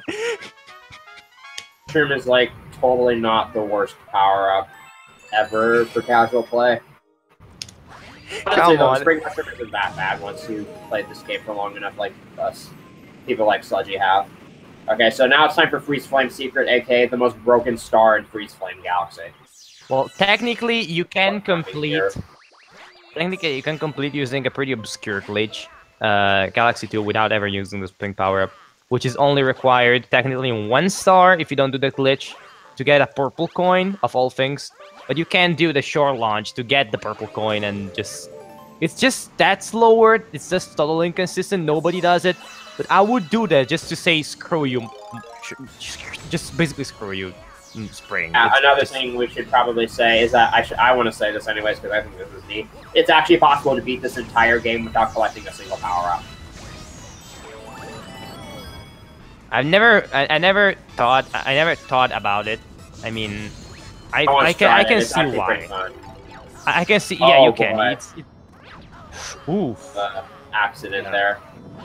Yeah, some of the things you have to land on here are really small. Skipping in particular, that's Noman said. I just basically just had an habit that I started in practice of ground pounding on that, just because it makes your footing. Yeah, I know it loses like alpha second, but it makes your footing way more stable, and you feel more confident in doing the rest of the movement, and you don't fall. Just simply don't fall. Or ground pound the ground twice during the Major Burrows fight. That basically just makes it quicker for Major Burrows to pop out, and you'll be far away from you, but you can also use Starman Stun. Okay, I need to talk about Honeyclimb because there's been if you follow the Galaxy community, you'll know that there's been a recent development in this level. Because Valu broke the level. Valu broke the level basically. Because if you get the bee mushroom and then rest yourself on a honeycomb, hold neutral while facing up, jump, and then stand, you can actually gain an incredible amount of height.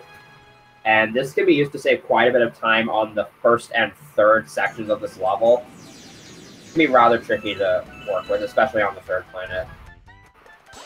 Okay, Sludgy kind of messed it up there. Ooh, Sludgy. You use up a lot of air when you do it, so... Sludgy got a slightly unfavorable outcome, and it might be that his game with this glitch isn't really at the top, because it didn't run many times with this glitch, and yeah, it's just something that can be weird. And if you lose your setup for it, which is basically just pushing against the wall on planet 1, it can be hard after that, because you basically lost your, I don't know if the game checks for your alignment or something, but I don't know, it just doesn't feel the same, and it's really weird. We don't really know actually what happens there, or why the physics of the game do this. You can use these little muncher things to gain a slight amount of momentum. Oof. He wasn't able to quite make it all the way up there. I'm guessing he's just gonna safe it out and just... Yeah. I'm guessing I know what's on Sludgy's practice list now. He nearly fell all the way down there. This section is also kind of weird. It's ever so slightly curved. It's not completely flat, so if you can't get onto a honeycomb right away, it's very easy to just fall all the way down. Because you kind of have to be close to it and then latch onto it. And in addition to that, huge upwards fly trick, you run out of fly very quickly. Yeah. Very likely going to, if you don't control it very well, you are going to fall all the way down. If you just try to stick as close to the wall as possible, and a honeycomb is right under you, you'll latch onto it. But if you try to come it to the side from the side, you will not latch onto it, and you'll just fall down even more. So if you fail that, it's a game of knowing your backups and knowing that going for the closest honeycomb is not always the fast threat and the intelligence threat. You might just rather want to fall down a bit more, but be safe rather than taking a death and wasting even more time, which is not ideal, of course. Should be pointed out is that one thing that's useful to do while you're flying is kind of tapping the A button to fly instead of just holding it, because it uses up less of your air meter and you're still able to cover a really large distance. Yeah, also when you do that trick, the honeyclimb one, if you spin, actually, it has weird effects. You gain a bit of momentum up. And yeah, the optimal way to do that is actually not just holding A, but you need to hold A and release A at a certain amount of, in a certain moment, whilst you keep spinning and going up. It's weird, but it's actually... There's 1,000 matter plant where almost any gap in the floor that you see is actually something that can kill you. It like instantly kill you. No, just kill you. You should mention that. Skip here where you can skip part of this auto scroller just by long jumping into the gravity field. That's actually more difficult than he just made it look. I can confirm. I struggled a lot with the skip before finding a good setup for it. Uh, Easily you was by just jumping you from risk a platform to lot. platform. You risk a lot there, should be mentioned, because you can actually get screwed very easily by the wall there and not getting a wall kick unless you know what you're doing. And even if you know what you're doing, sometimes you don't get the wall kick. Star's going to be going My for last run. Star's going for a much more lenient strat where you just long jump to that lever and then hit it. Fun fact: I find it. Explorer. Wait. Smiley just walked into a cannonball. What? What? Excuse me. That was weird. Yeah, fun fact, I actually like more the hardest thread than the easier one. I just find it that the easier quote-unquote one is just a mess sometimes. Bowser 2, as you're going to see, you can not only cancel his attacks, but afterwards he'll kind of try to advance towards you and try to swing at you and stuff. You can cancel those attacks also by spinning at him. He'll do it once on the first phase, twice on the second phase, and 3 times on the third phase. So what you're going to see Sludgy do right here is a kind of a triple cancel. He spins once, then out of the spin, he jumps and then spins again, and then on the third hit, he actually makes Luigi do kind of a wimpy spin, which is still able to take out enemies and hit stuff. And so yeah, but it's very hard because he all does that is while Luigi is in the air. And if Luigi's not in the air, it will not do the makeshift spin because you still haven't regained the normal spin, and you will get hit, and that's not the major problem you because have to basically do that all over again. Exactly, because the cycle gets reset. So it's definitely not the most ideal thing.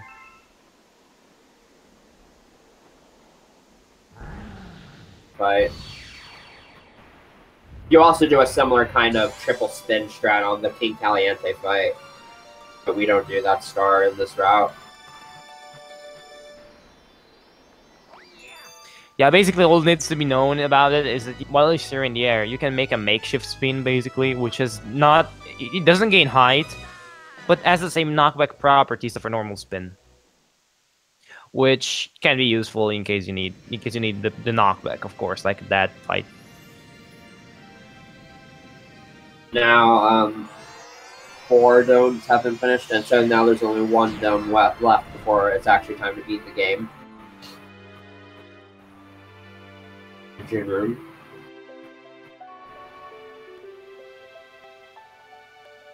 There's actually a boss.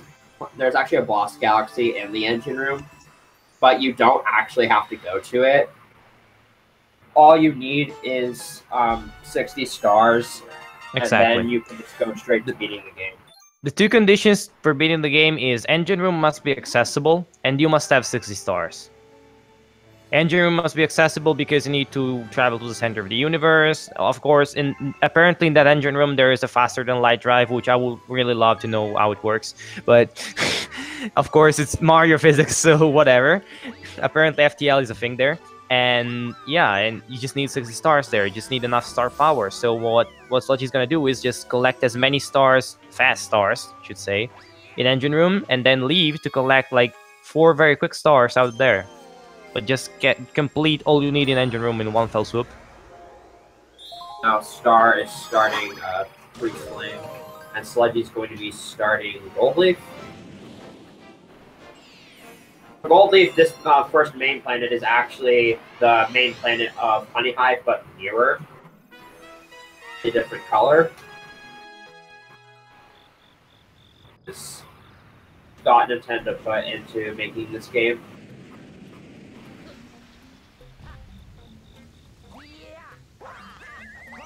Also, is it me or the audio is a little bit more sync right now?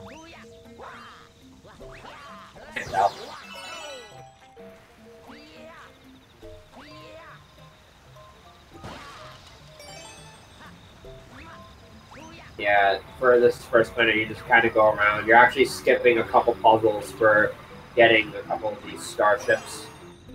Yeah, of course. As again, in this game, there's a lot of movement that's... I mean, in every 3D Mario speedrun, there's a lot of movement that is might be, of course, different from... Oh, also, Smile again. They're getting hurt. You don't want the ice flower to end up there, because you need the ice flower to actually just freeze this platform. It just barely made it. And getting up here is also super painful because this water will actually hurt you without an air meter because it's super cold water. It's really hard to.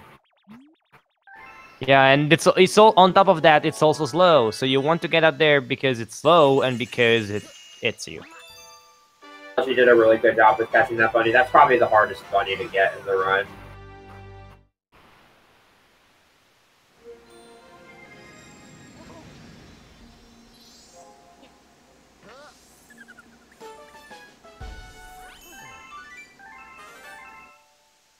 So, Sludgy just getting the notification for the said level that unlocks the final dome, but we're not going to do that.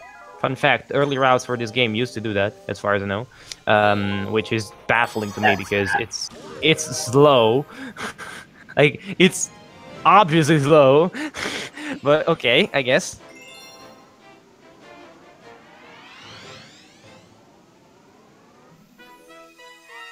And yeah, Gold Leaf is just a very punishing and annoying galaxy in general. You can lose seconds very quickly there. Probably the worst level in this galaxy, at least in my opinion. You mean Gold Leaf 2? Indeed, it's the worst level. One, because it has the only mandatory Cataquack you need to grab. And yeah, Cataquacks, they're being annoying at the very beginning of the level. You know, it's not a bad Cataquack though, and you can actually still skip it. Well, no, I mean the Cataquacks, the Cataquack on the M-shaped planet. So not this one because you can side flip out of this. Not this one because you can do a triple jump here. But this one because you actually need the Cataquack in the end. So the triple jump from that grass cube is extremely awkward because of the camera. Yeah, it's the same mechanic as tilt. The same tilt mechanic we discussed. It works with every surface with a positive curvature, referring to positive curvature as in like a sphere, something that closes on itself, and you can gain a lot of height from there. At the very end, so with Mario, you actually have to get a boost from the dirt on the ground. With Luigi, you can just jump from there and fly straight to the final flower, which skips that entire planet, basically. Yeah, and Luigi is Mario, but better, you know. Basically. Also, it's been basically a dream, the forbidden dream of Super Luigi Galaxy 2. Actually, you guys have got a mod right now, I think, but I don't know. Sludgy tried to popularize Mario isn't that bad for Galaxy 2, though, at least in my opinion. If you come from Galaxy 1, you kind of have that. Okay, Mario is bad. There's no, you can't do that. You can't contradict that. But I don't know. I'm one of the people that doesn't find Mario to be particularly bad, to be honest. It's just not a different category, and it's basically race file for Galaxy running Luigi, so it's good. For the worst camera for any skip ever. Well, with the setup, tree jump is super bad. That was very well executed by Sludgy, but yeah, the camera for that is just so bad. Actually, there's a slightly slower setup that takes advantage of the camera being bad to use the silhouette to set yourself up for the skip. So, yeah, in that, the camera is bad, but we made it look good sometimes. Yeah. Looking at cutscene skip here, nice. A fence like that, you can actually skip the cutscene that would normally play when that boss fight starts. And also, because you skip the cutscene, the boss just doesn't activate and it just doesn't attack you. Which is helpful because the final phase can be annoying. Very annoying if you're not on the right cycle. Especially if you're not in the right position. Cutscene skip. Especially if you use... the trigger for the cutscene actually still exists, so you can walk into it at any time and it will activate, even after the boss has been defeated. Yeah, but in reality, depending on where you ground pound the boss, you're gonna end up on one side or another. And if you know where to ground pound, you're never gonna walk into the cutscene trigger. Oh, Smiley walking there into the flame. Have to rely on the fireball stalling here. Yeah, technically you can ground pound buffer also. Technically, to gain a bit of time if you're just in a very bad position. Secret on Sludgy's end. So this is another instance of floating around in a bubble. This is probably one of the hardest starts to do optimally, just because trying to move the bubble really fast and get all these music notes. I thought that. Then I saw Sludgy playing this star. It's. I'll let the video speak for itself. Beautiful. It actually was kind of slow for his standards, I feel. Maybe try to take it a little bit more safe because just started running the game again. Race. No.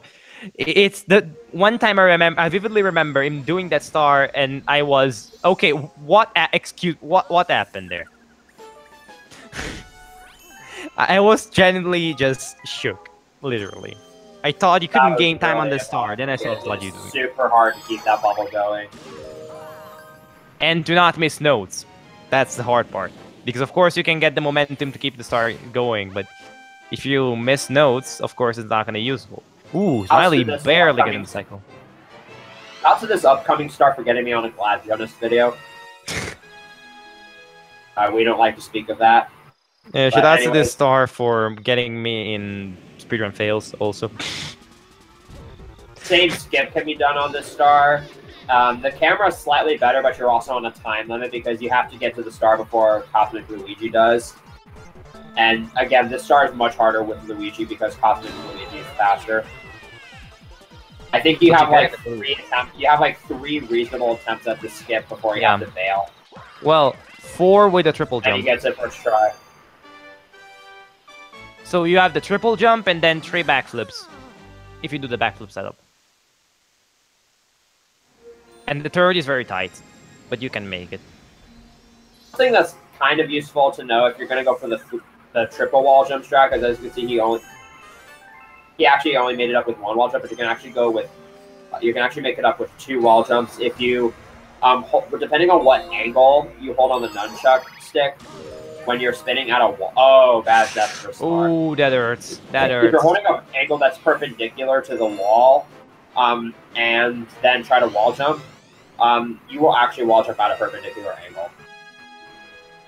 Yeah, it's a bit of a glitchy wall kick there, and yeah, it's used in the setup actually, because you backflip, wall kick, you backflip, spin, wall kick, and then do another wall kick at 90 degrees, using the ledge of the platform. If you backflip, oh, don't make this a mistake again. Another auto star.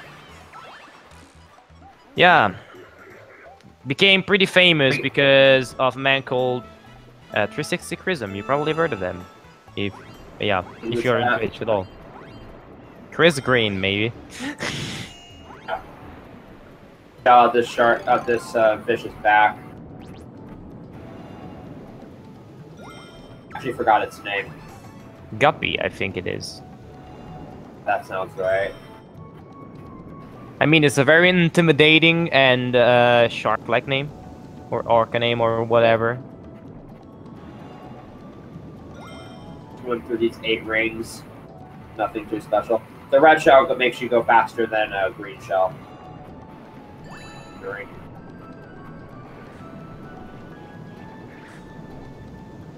Should we explain surface swimming now? Because it's going to be a big thing for the next 2 stars. Yeah, might be a good idea. Swimming is a glitch that exists in this game where if you spin at the surface of water and you come into contact with the surface during the last, I think, 11 frames of the spin. Yeah, 11 out of 30 frames, as far as I know. Activate because you can spin every 30 frames, you will activate a glitch where you will start spinning at the surface of the water. It's useful for 2 reasons. 1, because you will move a lot faster than if you were just spinning rapidly underwater. And also, you will not lose air when doing that. It's kind of difficult to set up, but luckily YoshiFan28, who's kind of an expert in this game, has come up with some really good setups for consistently getting YoshiFan has done so much research in this game that basically every time you do something, you should shout out. You should just say shout out to YoshiFan. So.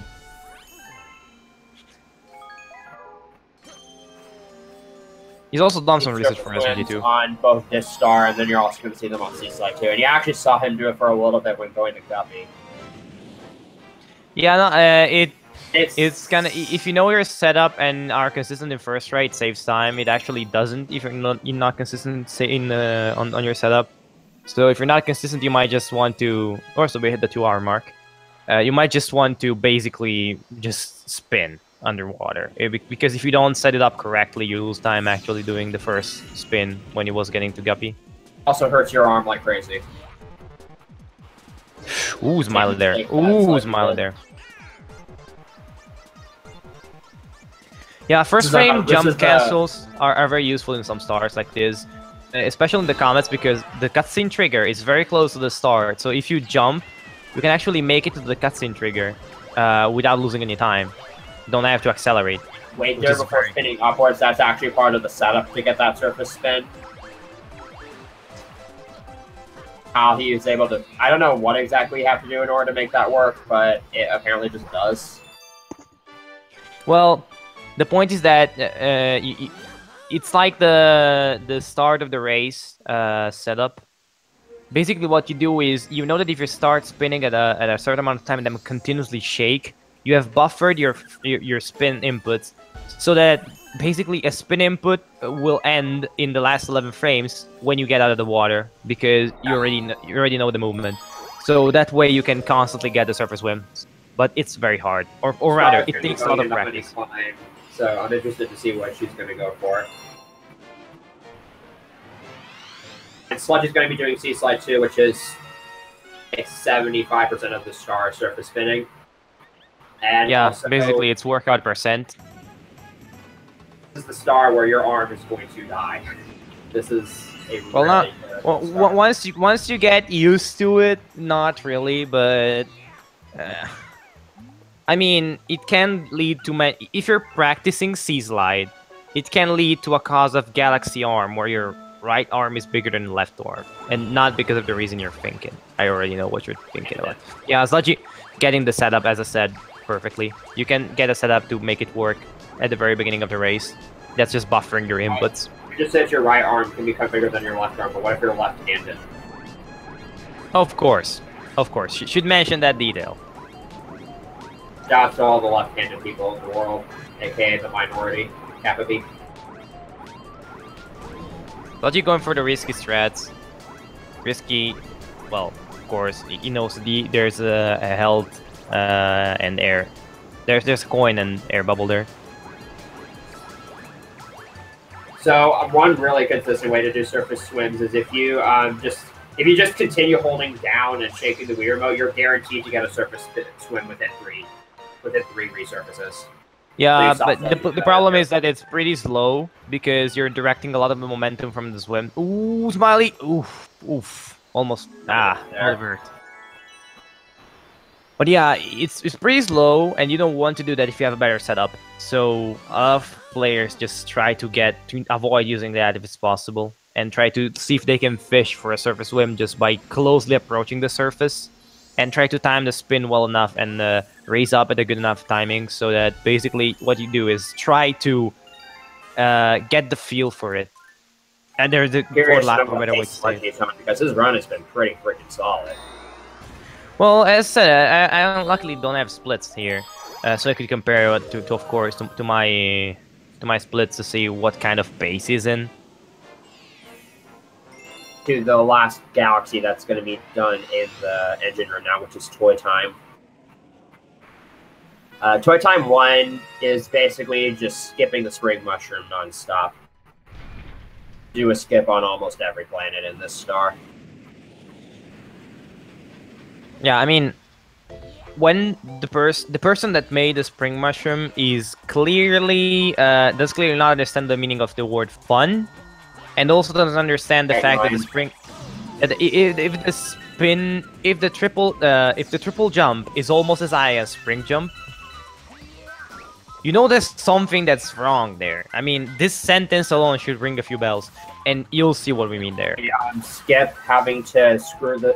You can actually skip having to unscrew that by clipping into the launch star cage, but it's really finicky and honestly doesn't save time. Nobody does that, as far as I know. It's like going for spider bounce. You're supposed to use the spring mushroom to scale all these high walls, but a simple triple jump wall jump will suffice. Even a double jump, wall jump works. I've tested that. Long jumping at the right here, that works too. Just choosing to ride these platforms in a dark matter plant. Like I said, those holes you can fall into and just fall to low level, and those like blue holes in the ground there, if you touch them, you just dissolve. Oh boy. Ooh, any dark matter in that level, you just dissolve. Yeah, basically you disappear. Just rip. Rip Luigi, I guess. Also, this level is pretty notorious for sending you in a in basically a death spree. Because after you spawn, the cycles are completely different, and if you're not used to them, another death ensues rapidly.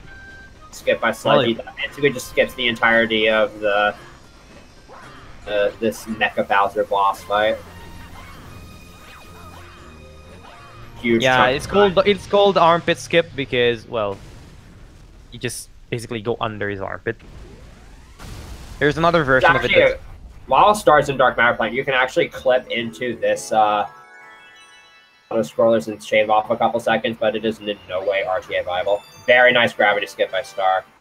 As far as I know, somebody did it in an L, but I can't remember who it was. Maybe it was Nemi, I don't know. I think it was discovered by Nemi, but I'm not sure. Shouts to Nemi43.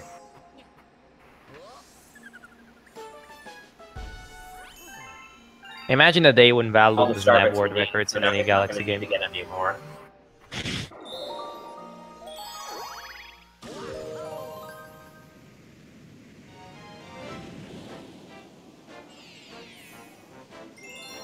Next 3 stars in Toy Time are going to be relatively straightforward. So for this first one, you're just going to collect 50 Starbits for a Hungry Luma Galaxy. Yeah.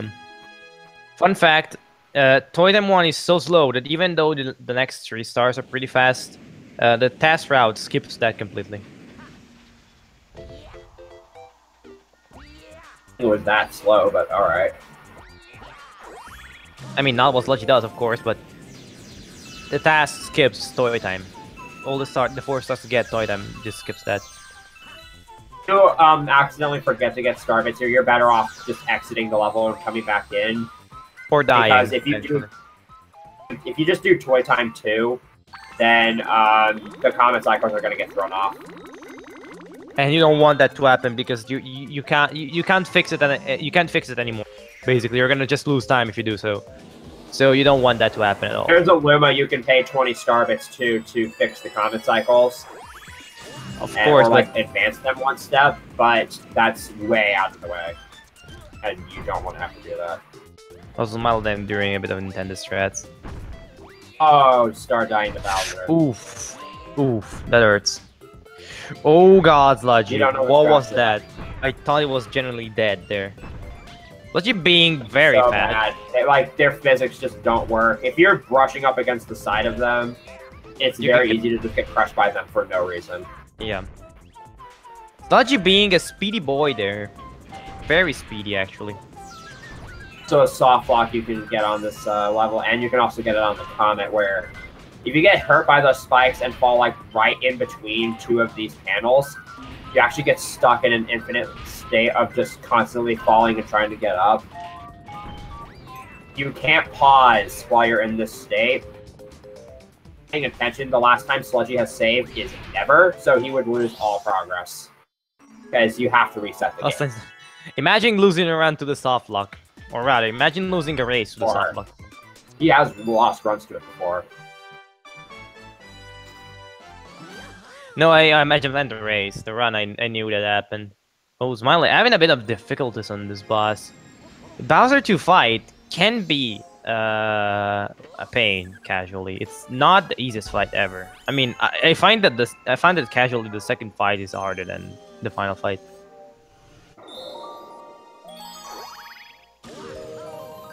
Fast Foes version of that secret planet. Interestingly, this comet is actually based off the Hungry Luma Galaxy, off the Hungry Luma planet. I don't think any other comets do that. Yeah, I don't think so either.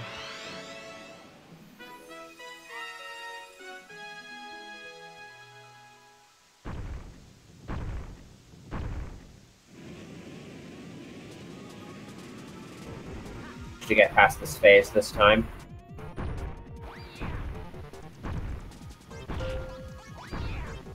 Yeah, this can, of course, in Beach Bowl, the speed of the tox boxes isn't that much of a deal. Here it is, because of course you can get squashed very quickly if you're not careful. As you can see, even Sludgy that before just went in guns blazing, just waited a bit there, wanted to be sure.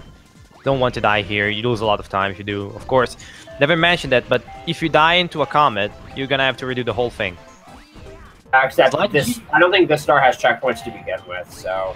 Yeah, but at any rate, even if that wasn't the case, just we didn't explain that. I mean, dying in Space Jam Combat is that bad for a reason. It's in a position that can soft lock him. It's like if the platform is in between the lowest one and the middle one, I think that there's potential for it to soft lock you. Well, it didn't. There's no chance. Yeah, at any rate, it didn't get soft locked, so feels good, man. Feels good. At that point, there's literally no chance. I think it is up to 30 pace. This run has been super sick. I'm gonna make the statement. This is sub to 30 pace. Let's assume a 7:30 final stage, which is not out of the realms of possibility. Toy Time 2 takes a couple minutes. Buoy Base in the total takes 3 minutes, and Drip Drop takes 2 minutes.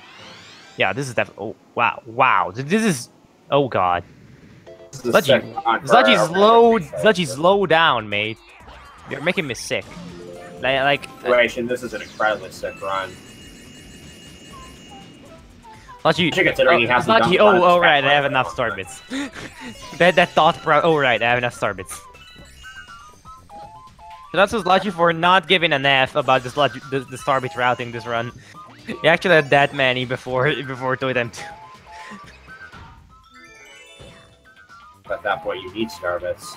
But yeah, as you can see here, this is relatively just simple, just getting the 5-star chips as fast as possible, doing one to the other. One of the few levels where you actually need to collect the star chips, actually. Most of the times you try to skip that because it's slow, and there's an animation that, hey, there's a star that spawned there that's also slow, so... Meanwhile, Smiley entering Gold Leaf. Here's the infamous blocky Mario planet that has all the terrible platforms, and this is where the underside of this planet is where the purple coin star for this level is, and I'm sure a lot of people had fun with that casually. Also called the casual stomper for a reason. But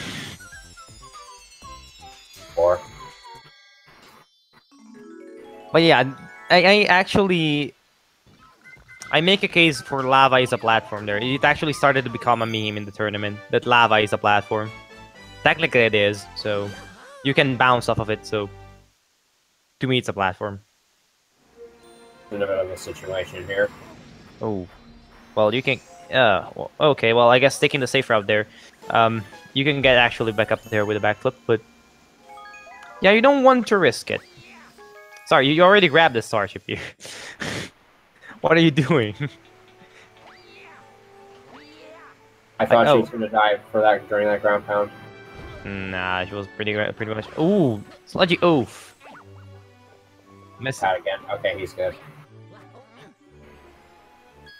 Buoy base. Take warp.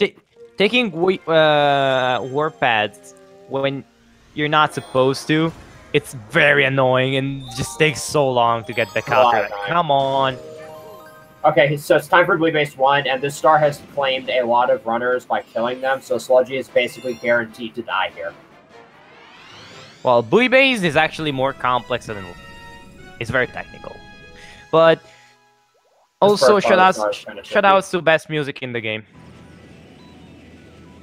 It's a matter of opinion, but I will respect your opinion on that. Yeah, I know a lot of people just Gusty Garden, but... I don't really have a favorite song from this game. This game's entire soundtrack is just too good. Good. I'm not going to deny that. And they actually brought it back in Galaxy 2, which is really nice. You know what's the best touch about the soundtrack in this game? Everything I think that I've always found so good. The fact that they muffle the team when you go underwater. That is so good. Like, I was when I noticed that for the first time when I was a child, I was can do that? Beach Bowl, and then Galaxy 2, they did that for Star Trek Beach. So, yeah, I I mean in general, not only for this game. I just generally. You're supposed to be getting these starships to make a pole star appear, but Sludgy's going to be doing a Luigi only skip here, where if you from that in the proper way and then use a nunchuck spin, you can actually enter the gravity field of that higher up planet. Yeah. And just skip that planet entirely. Yeah, it just looks like a normal bounce, but if you can hear actually the sound of the game, you can hear a double bounce multiplying sound. It by 2. Yeah, exactly. And so you know you got a double bounce with that, which is very useful as an audio cue for the runners. True Gamer said, Melty Molten is a seriously good song. Good. Yeah, I can agree, but nothing beats Bui Bass to me. It's just... I wish that it was used more because it's just that good. But right now, Secret. Bui Bass Secret. And... yeah, Bui Bass Secret is a pretty straightforward star. I mean, it's probably one of the most obvious secrets in the game. Like, you just didn't notice a pipe near to the torpedo pad. It actually took me a while to find this star. I mean, it's just... maybe just me, but yeah, I actually did Secret before the Tandem one, because I just, oh, there's a pipe here, why not break in the cage? Also, fun fact, you can do a small camera manip there if you just take the launcher out of your camera for a bit. You can actually spawn the torpedo even if you're not looking at. Basically, what you do is just you revert the launcher to the state of not being active because you're not looking at it, and so the torpedo spawns, and you can just be a bit faster with that. Smiley doing an alternative setup for Goldie Free, which is slower but works. So yeah, better than do the skip forward. I really want to mention that on the first planet, you actually don't need the Cataquack to get to that first launch star, and I guess Star didn't know that. Yeah, you can just triple jump or side flip or back flip on the edge. It's just there's a lot of ways to get up there. Now start going for the triple jump there. Oof. There's another backflip setup. Okay, Sludgy entering drip now. Setup that you would do as Mario. Feel the eel, guys. Feel the eel. Sludgy or 3 Eely boys.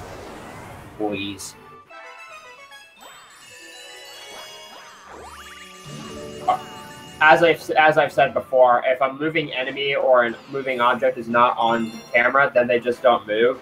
So the eels are probably the worst offenders of that, because if you mess anything up, it is so easy to just get off track with these eels, and it becomes very hard to track them down. Yeah, because if you mess something up, it's likely to be the first shot, and then there's no way you can easily manipulate the camera to not have any eels on screen. So one is gonna run off into this, and you're gonna be just behind the screen screaming in rage. Ron, this is a super stressful star. This is probably one of the most stressful stars in the run, I have to say. First 2 eels, so hopefully the third one he's able to get without too much trouble. Oof. That torpedo manip was good. Easy peasy, dude. That was very clean. I'll just say that. Really long time to get down. Alright, oh, Smiley having a bit of problems with the setup. As I mentioned, there's this setup that makes use of the awful camera. But yeah. The perpendicular wall jumps your advantage. Yeah, Star, you might want to advance a bit more than what you're doing, because you're getting a spin bonk with that, which hurts your height, of course. Okay, she got that. Now, only have Luigi. So we need to save the Luigi now, once again. And yeah, it's... Climactic 60th star. It's the most... What was... That momentum was strange for Smiley.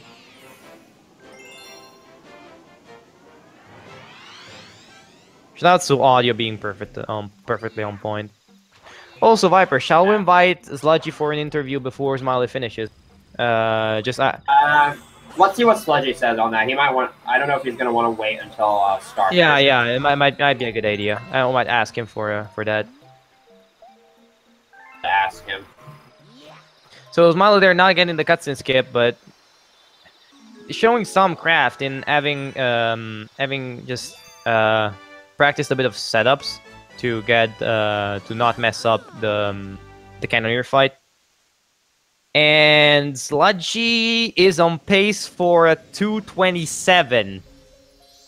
Excuse me, sir. Excuse me, sir. What? What? And I'm actually going to check the speedrun.com leaderboards to verify this. A 227 would be 4th place.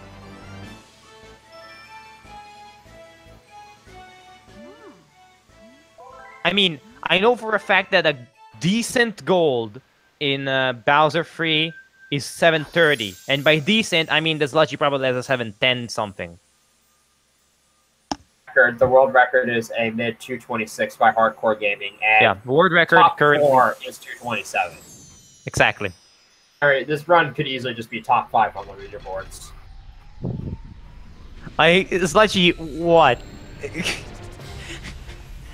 I mean, there's a reason why this guy is considered to be one of the best Galaxy players ever seen on the face of this planet, and I guess we are seeing that right now. Everybody go follow Sludgy. He's a top level runner of Galaxy 1 for sure, and he's also very good at most of the other 3D Mario games, and he's a very chill streamer. Yeah, by mostly good, we mean he can 100% 64 Galaxy 2, and Sunshine in less than 24 hours. So yeah.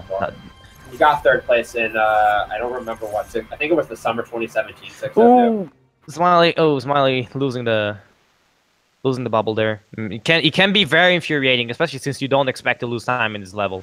And it's just annoying to having to go back to at least it's after the star has spawned. If it's before the star has spawned, that's a much bigger deal. Yeah. Sludgy with the fate of the universe right now. Gauntlet level, very, very tricky. Many runs have died to this. This first planet is super difficult. You basically skip all these lights, and you have to make a cycle with these last 2 lights here at the very end. This is the... in order to make it. This speed is... I've never seen somebody do this section this fast. Like, even when I watch Hardcore, Hardcore says it's bad at this, but God. Like, genuinely, guys, it's like watching somebody... All right behind you. Jump straight down, you just won't make it. Wow. I'm just speechless for this. It's just... Wow. There's no other word for it. You can see a lot of just basically long jump skills there. Oh, he's not going for 69 starbits. What the heck? Sludgy, what are you doing? You're wasting your life. No. I mean, a world record isn't valid if it doesn't got 69 starbits. It's isn't gonna be world record though, so like yeah, okay, but there's a certain like I don't know. It's like if an old woman asks for your seat on the bus, you just give it to her. You're already there, but yeah, as you can see, this entire level is just skipping small stuff on every single planet. There, and now we're on to the final Bowser fight. Wow, just...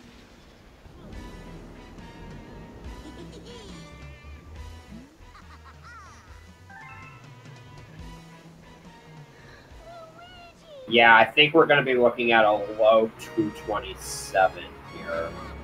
Yeah. Either mid to low 227 is my guess. It really depends on what crazy strats does Sludgy go for in the Bowser fight.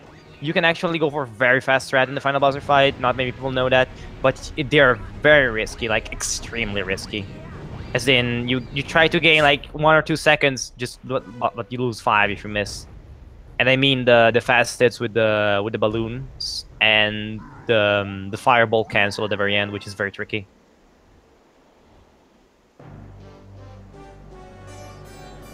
We might be, well, I think it's like a mid 227 though, because generally it's about 3 minutes from when Bowser starts talking for the fight. We'll see how the fight goes for Sludgy, because like it is still it is possible to choke on this fight, as many people have. First phase is pretty simple. You just honestly just making sure you can hit Bowser to begin with. Have Bowser's face there saves like half a second. Yeah. I just discovered you can do that like 2 days ago. To be fair. Second phase, you kind of want to have Bowser land. That's spacing, in a really good position here, because you want to be able to fire one of these little green things into him. Okay. And he really had Bowser standing right on one, which would have been a huge problem. Yeah. You can actually hit Bowser instead with your spin. You can hit him with another with the balloons, but they're very risky because Bowser moves very fast, especially in the third hit. So yeah, you want to not risk it, but at the same time that can save time. I was actually going for canceling there.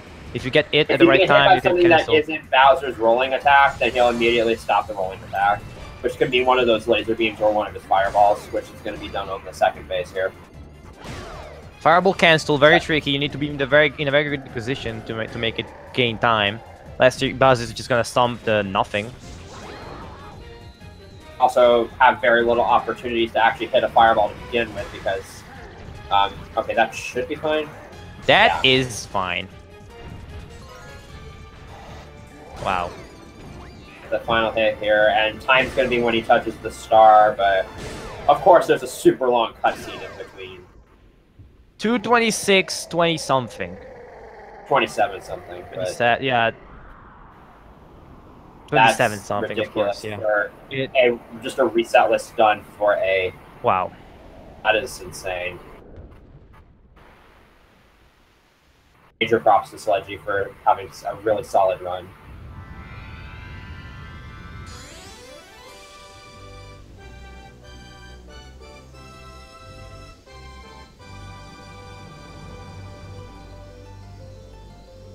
Let's see if True Gamer's right. Yeah, if you know the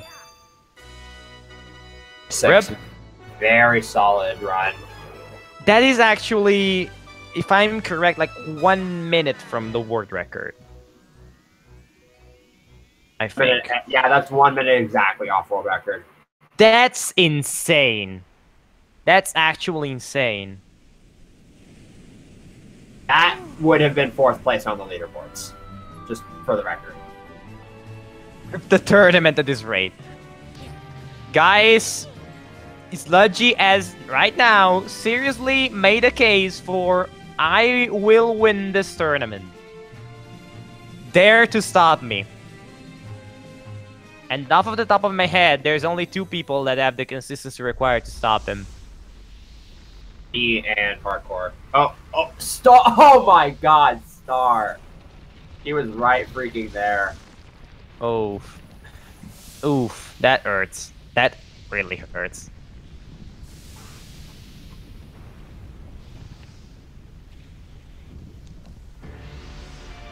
Sludgy, if he wants to interview, but I don't know if he saw the Discord notification.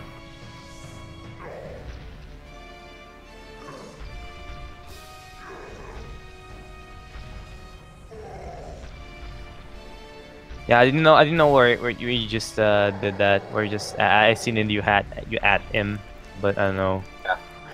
I just asked him in chat. I don't know if he's paying attention to that either. Okay, well, I have a commentator control to just send him an invite. Discord, so I just asked him.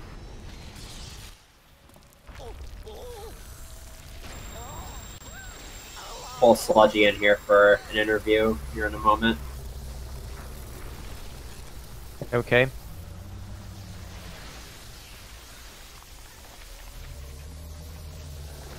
Victory Royale.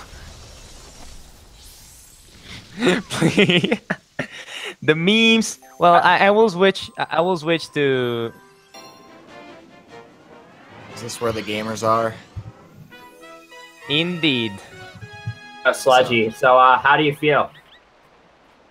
I feel pretty good. I think I actually did pretty well until like I wasn't loving how I played some of the later game stuff, but other than that, I mean, It's a very solid run, especially considering I don't even know when the last time didn't you look dominated bad. people. So I have no idea what you're not satisfied for, but that didn't look bad at all. I know you probably have like, I made some mistake here and there, but that run looked incredible. overall, I think I played pretty well. According to someone in my The chat, notable mistake I can remember was your death on Ghostly 1. That's the only one notable mistake I can remember. And even that, I'm not even sure what happened there. I don't know why I died, if I'm being honest, so. Weren't high enough when you clipped or something. Yeah, I guess. that's what we thought. You It was just like were... barely not high enough. You had really good Space Junk 1 and Space Junk Comet. You got Keyless and Ghostly Secret first try. You got most of the major stuff relatively good.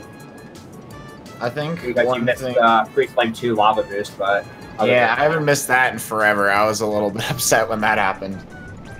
And a little lost for what to do at first.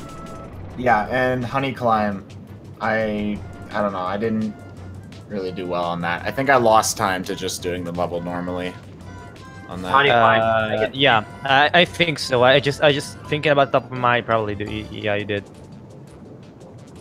I mean, our idea was that, I don't know if you've, since it's a pretty kind of new strat, I don't know if you've practiced that. If you add, most of the strats, probably you can get off with just de-rusting because you've done that for so many years now that it's probably just muscle memory. But Onicline being a pretty new strat, maybe just struck in your weak spot, let's say, I don't know. But overall, that was really, really a great run. I don't know how much preparation you actually did for this race, but... I did an 80% Mario run yesterday, and that's all I did.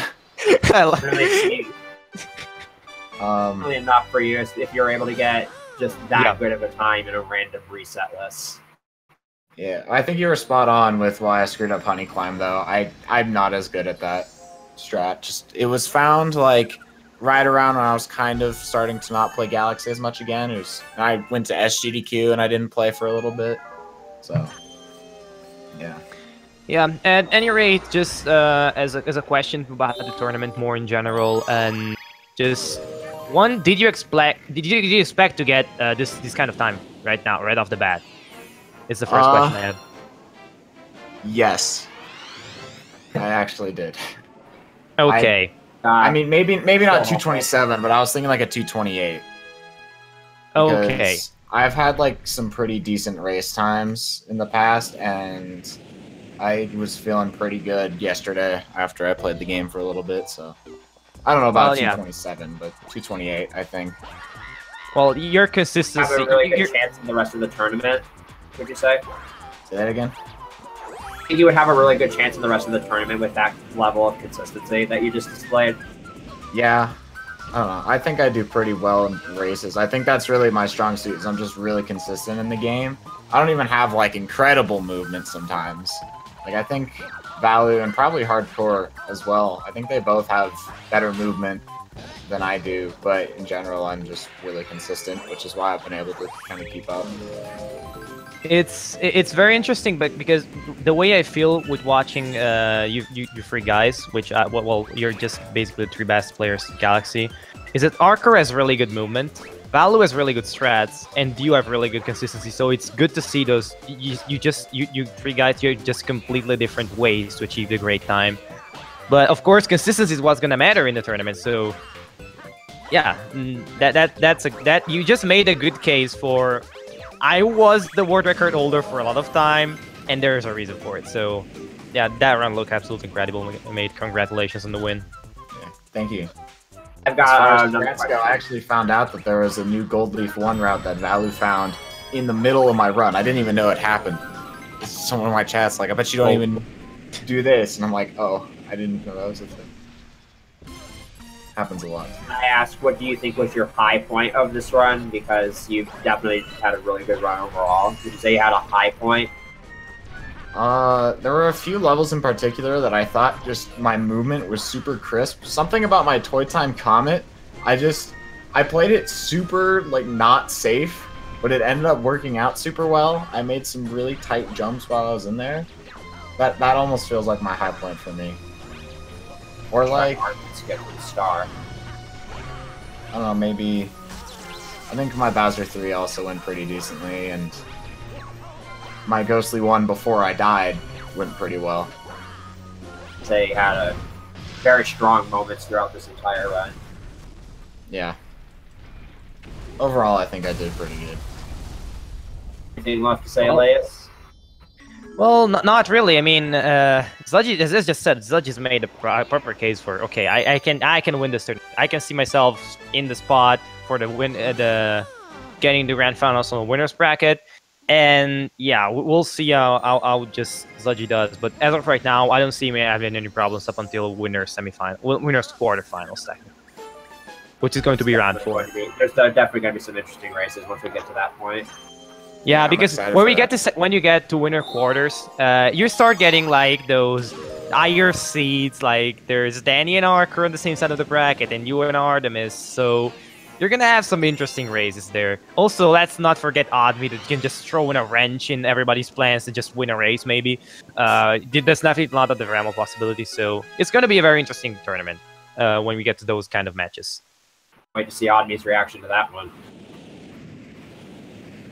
I saw Oddme's reaction was, can you just drop off the tournament so other people can win? Start that drama again. But... Well, yeah, alright, well, GG Sludgy. Thank you. So I think we're just gonna stick around, or you're just gonna... If you want to stick around there, or you just might want to go, I don't know. It's pretty late here in Europe, but I reckon in maybe your time zone is still like 10 p.m. or something, so... It's like 6:42 p.m. here. Like what? It's like 6:40 p.m.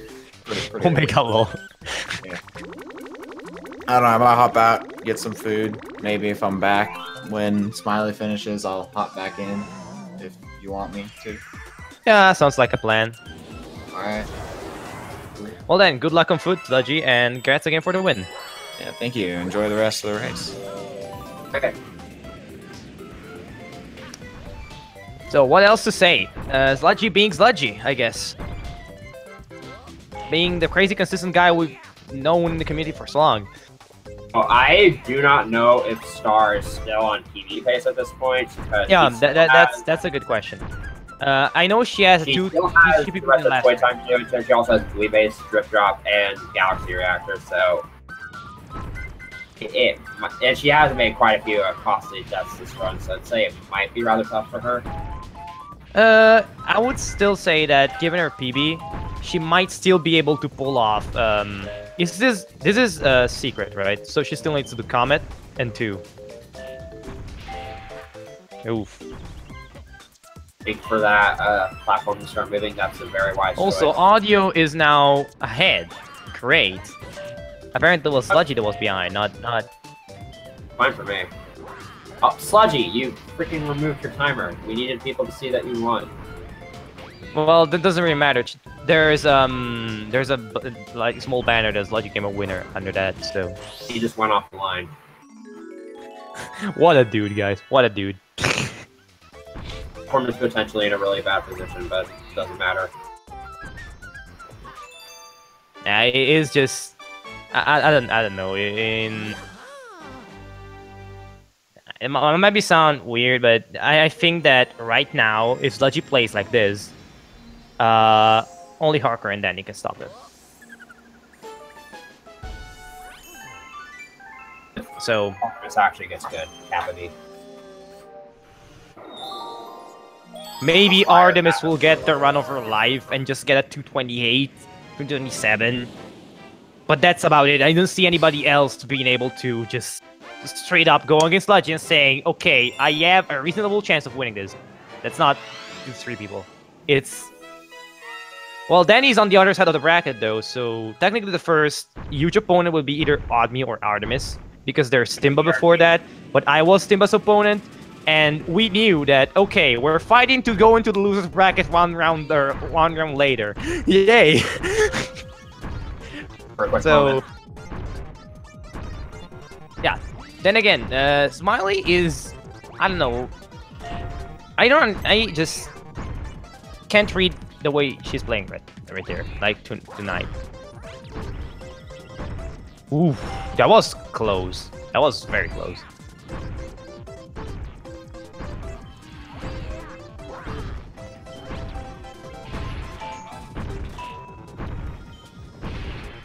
By the way, Viper, just wanted to throw in just a small theory crafting question. Let's imagine there is an SMG2 tournament any percent starting tomorrow. Will you join?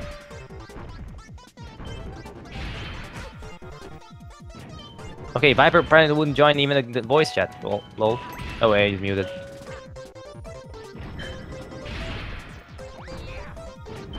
So while we're waiting Viper to be back, ooh, whoa, that was pretty risky.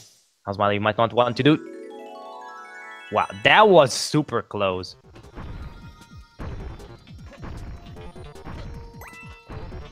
Oof. Still works. Still going on.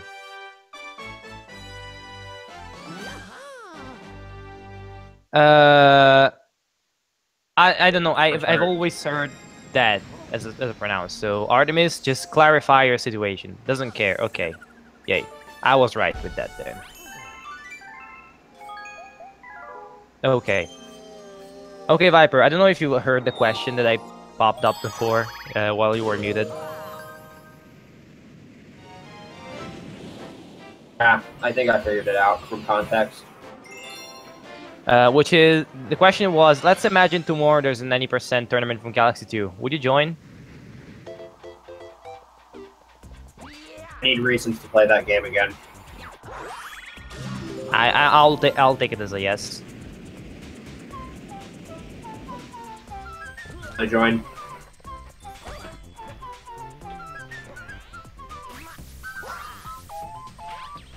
Joined this tourney, but then decided against it. Yeah, I mean, there's been a lot of at the beginning of the tournament, many people were like, okay, I might join. Then some did not, but other people just came.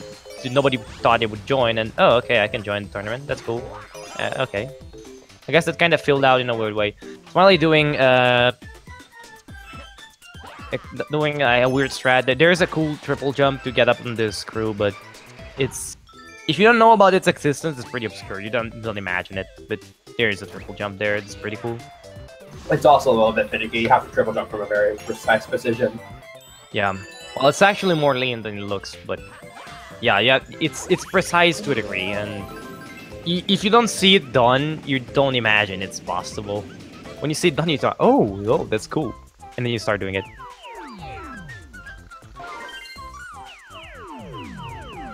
Gonna be wrapping up toy time here.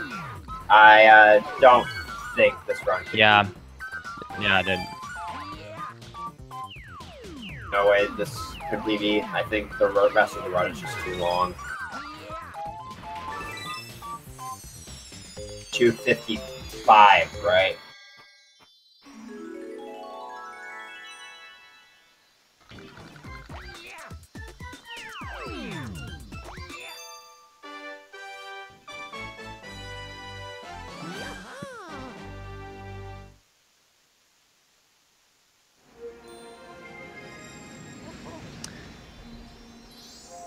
So right now, just off the top of my head, 8 minutes Bowser, 3, plus Buoy Bays, plus Drip Drop. Yeah, it's gonna be hard to PB from this platform. Definitely still sub-3. Yeah, it's sub-3 is possible, definitely. Not free, but possible. Pretty decent run. I mean, as I said, if you get within 3 minutes of your PB or so, it's not that bad. I don't know. I just maybe overreacted to my run in the tournament where I was 3 minutes off of my PB. The problem is that I just felt that I played very badly, so I don't know. Might be that, of course, when you start getting closer and closer to high level, you want to have less margin from your PB because you expect to be way more consistent. But I'd say 3 minutes. In addition to that, like, a simple race, like you're not going to normally be like nervous for like a normal standard race, but in a tournament race, there's usually going to be quite a bit more at stake. So yeah, in a tournament race with an opponent that's around your skill level, also should be said, because if you're going in, okay, that torpedo that took a bit to spawn. If you're going to an opponent that you just, I don't know, you just feel like, okay, I can win easily, you're like, you don't feel really the pressure because, ooh, that was actually quite risky. You generally want to approach the buoy from the right, because then you can just start actually spinning up on the left, so that the torpedo, when it follows you, is always behind the buoy. But yeah, just approaching on the left is generally more risky. Using the wall kick up there instead of just backflipping outside. I wonder if she's gonna go. I don't know if she's gonna go for the starship skip or not. Dude. Okay, yeah, she's not. Oh. Bonk. Ah, oof. Oof. She didn't fall in the water, though. That was an interesting turn of events. Yeah. Yeah, enemies in this game can be kind of vicious. No. No, she's gonna go for the skip, or not. No, she... It's an interesting little sequence break, kind of. Oh. You can't wall jump off of it. Right here, you can just backflip underneath this, and grab the starship that way. I think that only works with the backflip. Yeah, it only works with the backflip. If you jump normally, it doesn't work. I don't know why that is. Yeah, this is the intended way through this planet. Well, it's just one of those weird things where it extends your Let's. I have a tier. Well, I have a tier. I can make it just right now. It's not that hard, if that's the case. Basically, the reference point for a clip in the wall is not Luigi's sprite, but it's just a point in Luigi's sprite contained within. So if you backflip, you might be able to extend your hitbox enough so that the point is still in the same position. So the point is not clipping, but your legs are clipping and they're hitting the starship. Could be. I mean. As far as I know, it works like this, but... Trying to comprehend how much time it's going to take her to finish. I think she's on pace for maybe a... You're kind of just leaving, and you haven't done Buoy Base Secret yet. That might not be intended. Okay, she realized it. Exactly. I did the exact same thing today in a run. Well, wasn't in PB pace at any rate, but... It's just, what am I doing? It's pretty hard to remember the route for this game, even when you have splits open. Kind of make sure you don't accidentally select the wrong galaxy or leave it down early or something. Yeah, it can happen, especially from my experience with Onive Comet, because you're just going into terrorists, and you're leaving after 2 stars. So that's unusual in the very early part of the game, because you're grabbing a lot of stars in the first 2 domes. So it just feels weird to leave after 2 stars. And unless I just put in my mind, okay, I need to go to kitchen, I always just grab the pulsar again. Okay, having trouble kind of getting in this pipe here. It's very, very finicky if you don't know which direction to hold. The swimming controls in this game aren't exactly the best. Like, the swimming controls in this game... Oh, no. Oh, my. Well, it's not that bad, but the camera right there can be a pain. It's just like right there, isn't it? Okay, she apparently doesn't know where the pipe is. Okay. And that's a very... Oh my goodness. This game are fantastic. Back up for air. Definitely a smart call. Yeah, you don't want... That was super close. Like, very, very close. I'm not entirely sure why the game is not cooperating with her. Well, good part, we're listening to Buoy Base Team a lot. Bad part, you don't want this to happen. I mean, you should be... In this story, you should hear this song for like less than 45 seconds. Exactly. As I said, I will happily give the pleasure to my ears right now for Star to complete the star faster. No pun intended there. Not as bad Also- as in Galaxy 2, where if you're even in a 242 run optimally, you'll hear this star for you'll hear this song for like 30 seconds. Yeah. It's a shame that Galaxy and Galaxy 2 is completely broken. Like, completely broken. Super broken. Like, not even a chance. Alright, let's see how Star handles Drip Drop here. I'm actually kind of interested to see what she's gonna do. Yeah, Drip Drop strats can be notoriously hard for more inexperienced players. And yeah, Drip Drop is known to be a huge time sink up until you just sit down to the drawing board, get there and say, okay, I have to learn how to do this fast and to be consistent at it because I can't afford to lose 30 seconds at the end of the run anymore. And it's very, very harsh if you don't make it right. And again, especially at the end of a run, too. Yeah, of course. It's not like it's after like 2.5 hours where you can just throw a runaway to just camera being bad.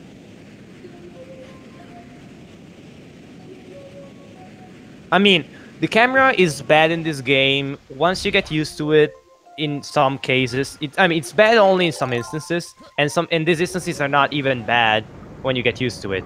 But if you're not used to it, it's a pain. And yeah, Okay, this is going to be interesting. She seems to be... I'm not entirely sure what her process behind this is, but... follow one eel and get the quick kill, then look at for the other two. If you don't have many strats, it's a good idea. Also, I like the fact that getting a red shell. Yeah, I like the fact that she's getting a red shell. The red shell will actually home in on the eels. Yeah, but here you can see the eels not being on screen is always a pain. You have kind of hope that you can cross a path, or you can memorize the paths. But to be honest, I would rather just learn the fast strat there, rather than memorize the circular path of the eels, because it's not exactly circular. On top of that, yeah, that wasn't too bad. That was actually not a bad drip drop, all things considered.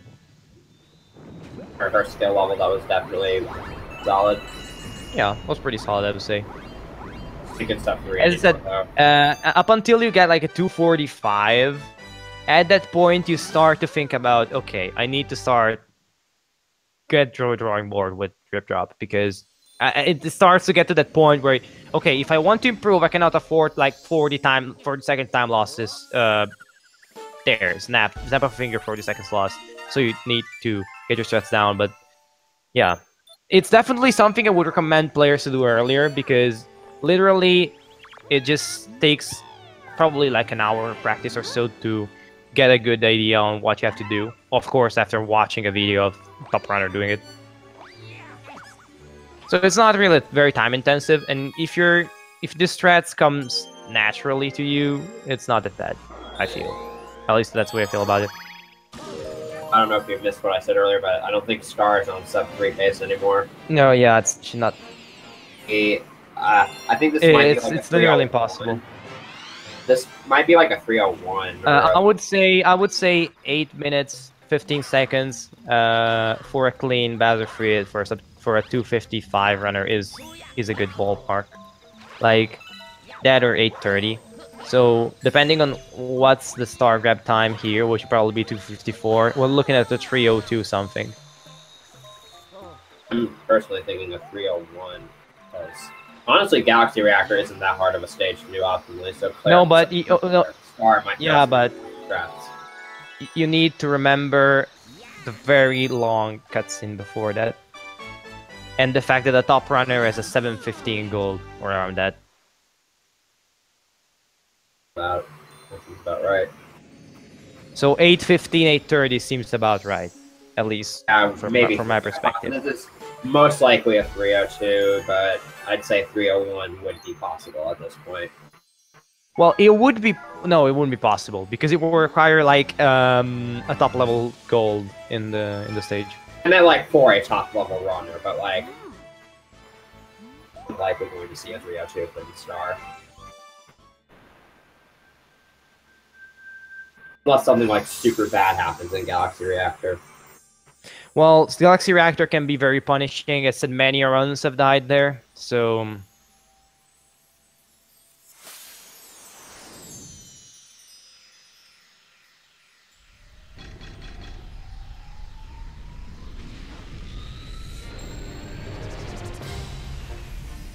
The reactor is less of a run killer than drip drop.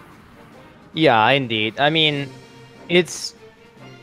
but that's exactly why it kills runs. You don't generally expect to die in Bowser Free. Then it happens, and you're like, come on, I could have died there. But that's because exactly you don't expect it, so you might be just a little bit more... Consider that your victory lap, because generally it's hard to lose time there, and then get hit by something, and oh god. Especially the combination of bullet bill to lava. That's very hard. At the beginning of Galaxy Reactor, I'd say the first point is super hard to do when you're super nervous. Yeah, especially if you're a top level runner and you need early cycle to gain time. That's very hard. After that, it's kinda up until you get to the bullet bill gauntlet. It's kinda more relaxed, but the first 10 to 15 seconds are bonkers. You need to be very fast, very focused. Star chooses to do here.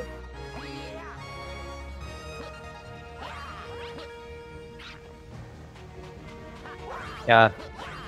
Apparently, Star is not gonna do the interview after the end of the match. I mean, go comment. As I said, she said she wanted to PB. Her goal was to PB in this race, and I can understand being kind of away from the PB right now.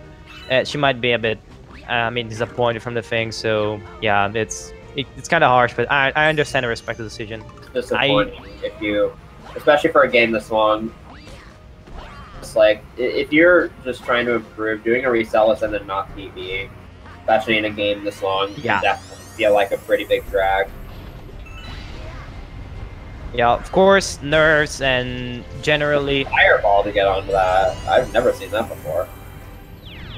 Yeah, neither did I. Not bad. That was interesting.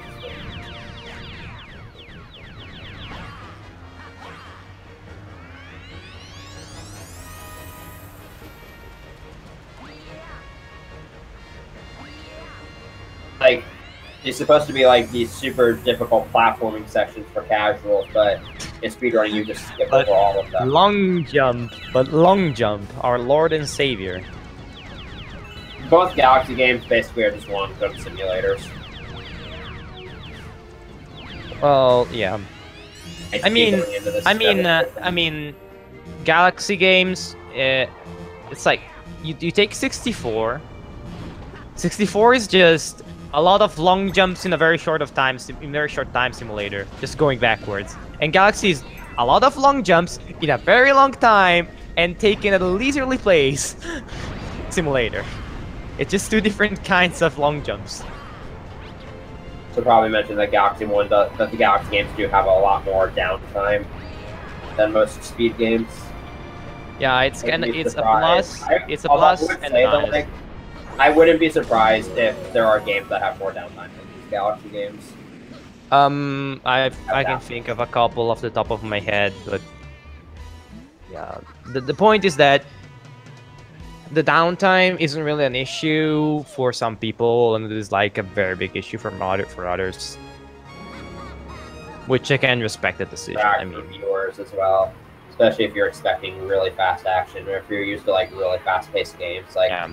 If you watch SM64 or SMS, I feel like you definitely much more difficult time watching or running Galaxy, just because SM64 and Sunshine just have so much action going on constantly, and the Galaxy games have a lot of time of just sitting around waiting through text boxes or cutscenes, and it tends to turn a lot of people off.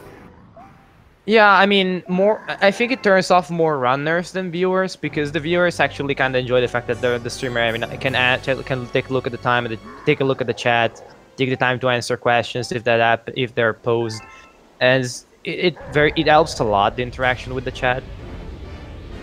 Of course, it's more relaxed. I mean, as I said, it can be a plus for some people, and it can be a con for some others, which of course makes sense. I mean, opinions and stuff. So, final Bowser fight. Yeah, well, I say we'll definitely course for a 302. I don't know. I'm kind of still holding out for a 301, but I don't know how good Star is at the final Bowser fight, so we'll see. Well, it can still happen. It can still happen, but maybe. I don't know. It just seems weird. This phase is 30 seconds. This phase does not take that long at all. That was the thread I meant. Just hitting the balloon, which is can be risky. It's that. No offense, but like, how do you miss that? Yeah, she's probably just a bit. I don't know, just a bit not tilted, but you get the point. If you get downbeat, you'll tend to play a little bit worse. And I can see her getting downbeat now after getting a 255 in the last race. It makes sense. I can relate. Be going for the damage cancels here.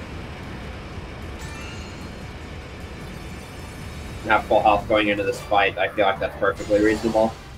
Yeah. But if I had to skip a cancel, I would skip the fireball because it's whatever. Sure. Maybe she opts normally to go only for the first cancel because the second, as said, can be just how would I do that? How would I place myself correctly? It's something that's not very easy to do.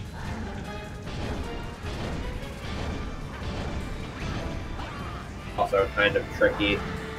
Because if you don't go for the cancel, then you do have to dodge quite a bit of stuff.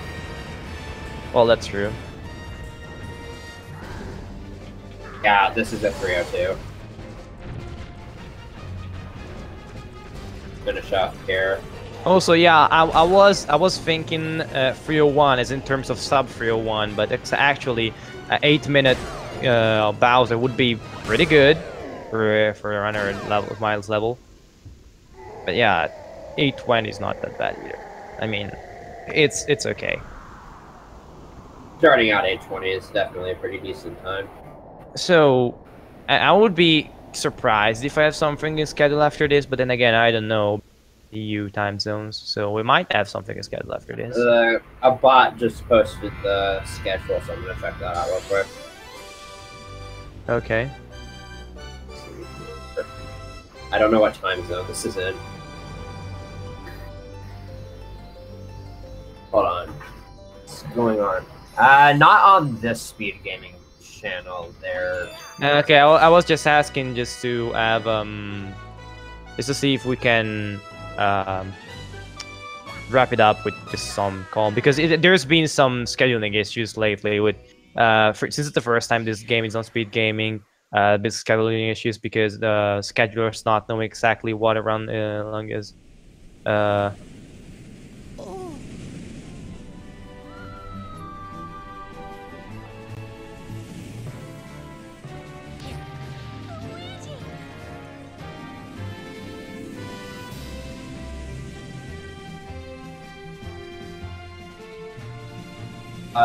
I'm gonna say, I guess I could say GG to both runners. Very impressive. Yeah, even if Star finished 7 minutes off PB, still very, very good run for. I mean, it's still, if nothing else, it's still a lot of experience. I mean, every night you have to experience for the first time a run that a race that doesn't go well for you, and well, that has to happen at some point. Even if it's just a race that you win maybe, but you don't win like you wanted, you play badly, you're gonna feel that feeling of, come on, I just didn't play up to the standards, and it's understandable. I mean, we're humans. If we were task bots, this wouldn't be fun. Yeah, apparently she got some goals out of it, which of course always helps. Getting some of best up is never a bad idea. Imagine Sludge lost a few goals in his run, but run from Sludgy, overall decent run from Star. That for me, anyways. Well, I guess we'll be done here then. There's not much else to say about that. Just about a quick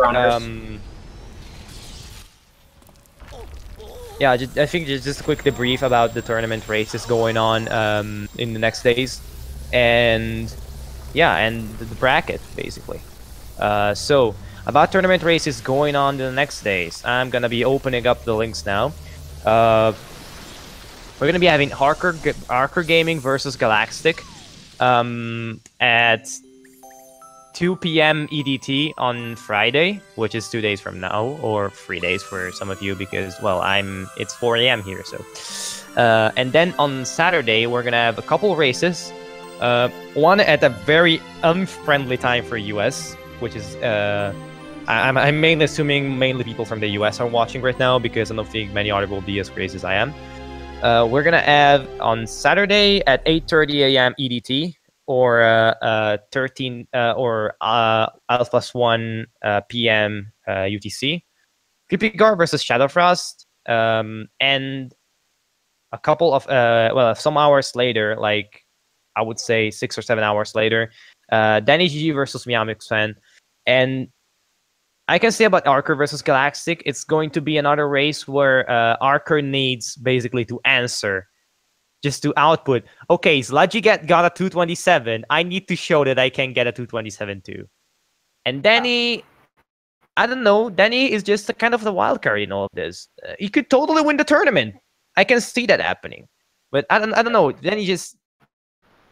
I can't read him right now. I mean, I might need to watch him play a couple times to do that. It's GG to both runners. Make sure you follow both of them, and yeah, I hope you enjoy the rest of the tournament. It was fun commentating. So I guess we just kind of close out here. Yep. I'm Rosaleos with me, Super Viper, and see you guys the next time then. Goodbye.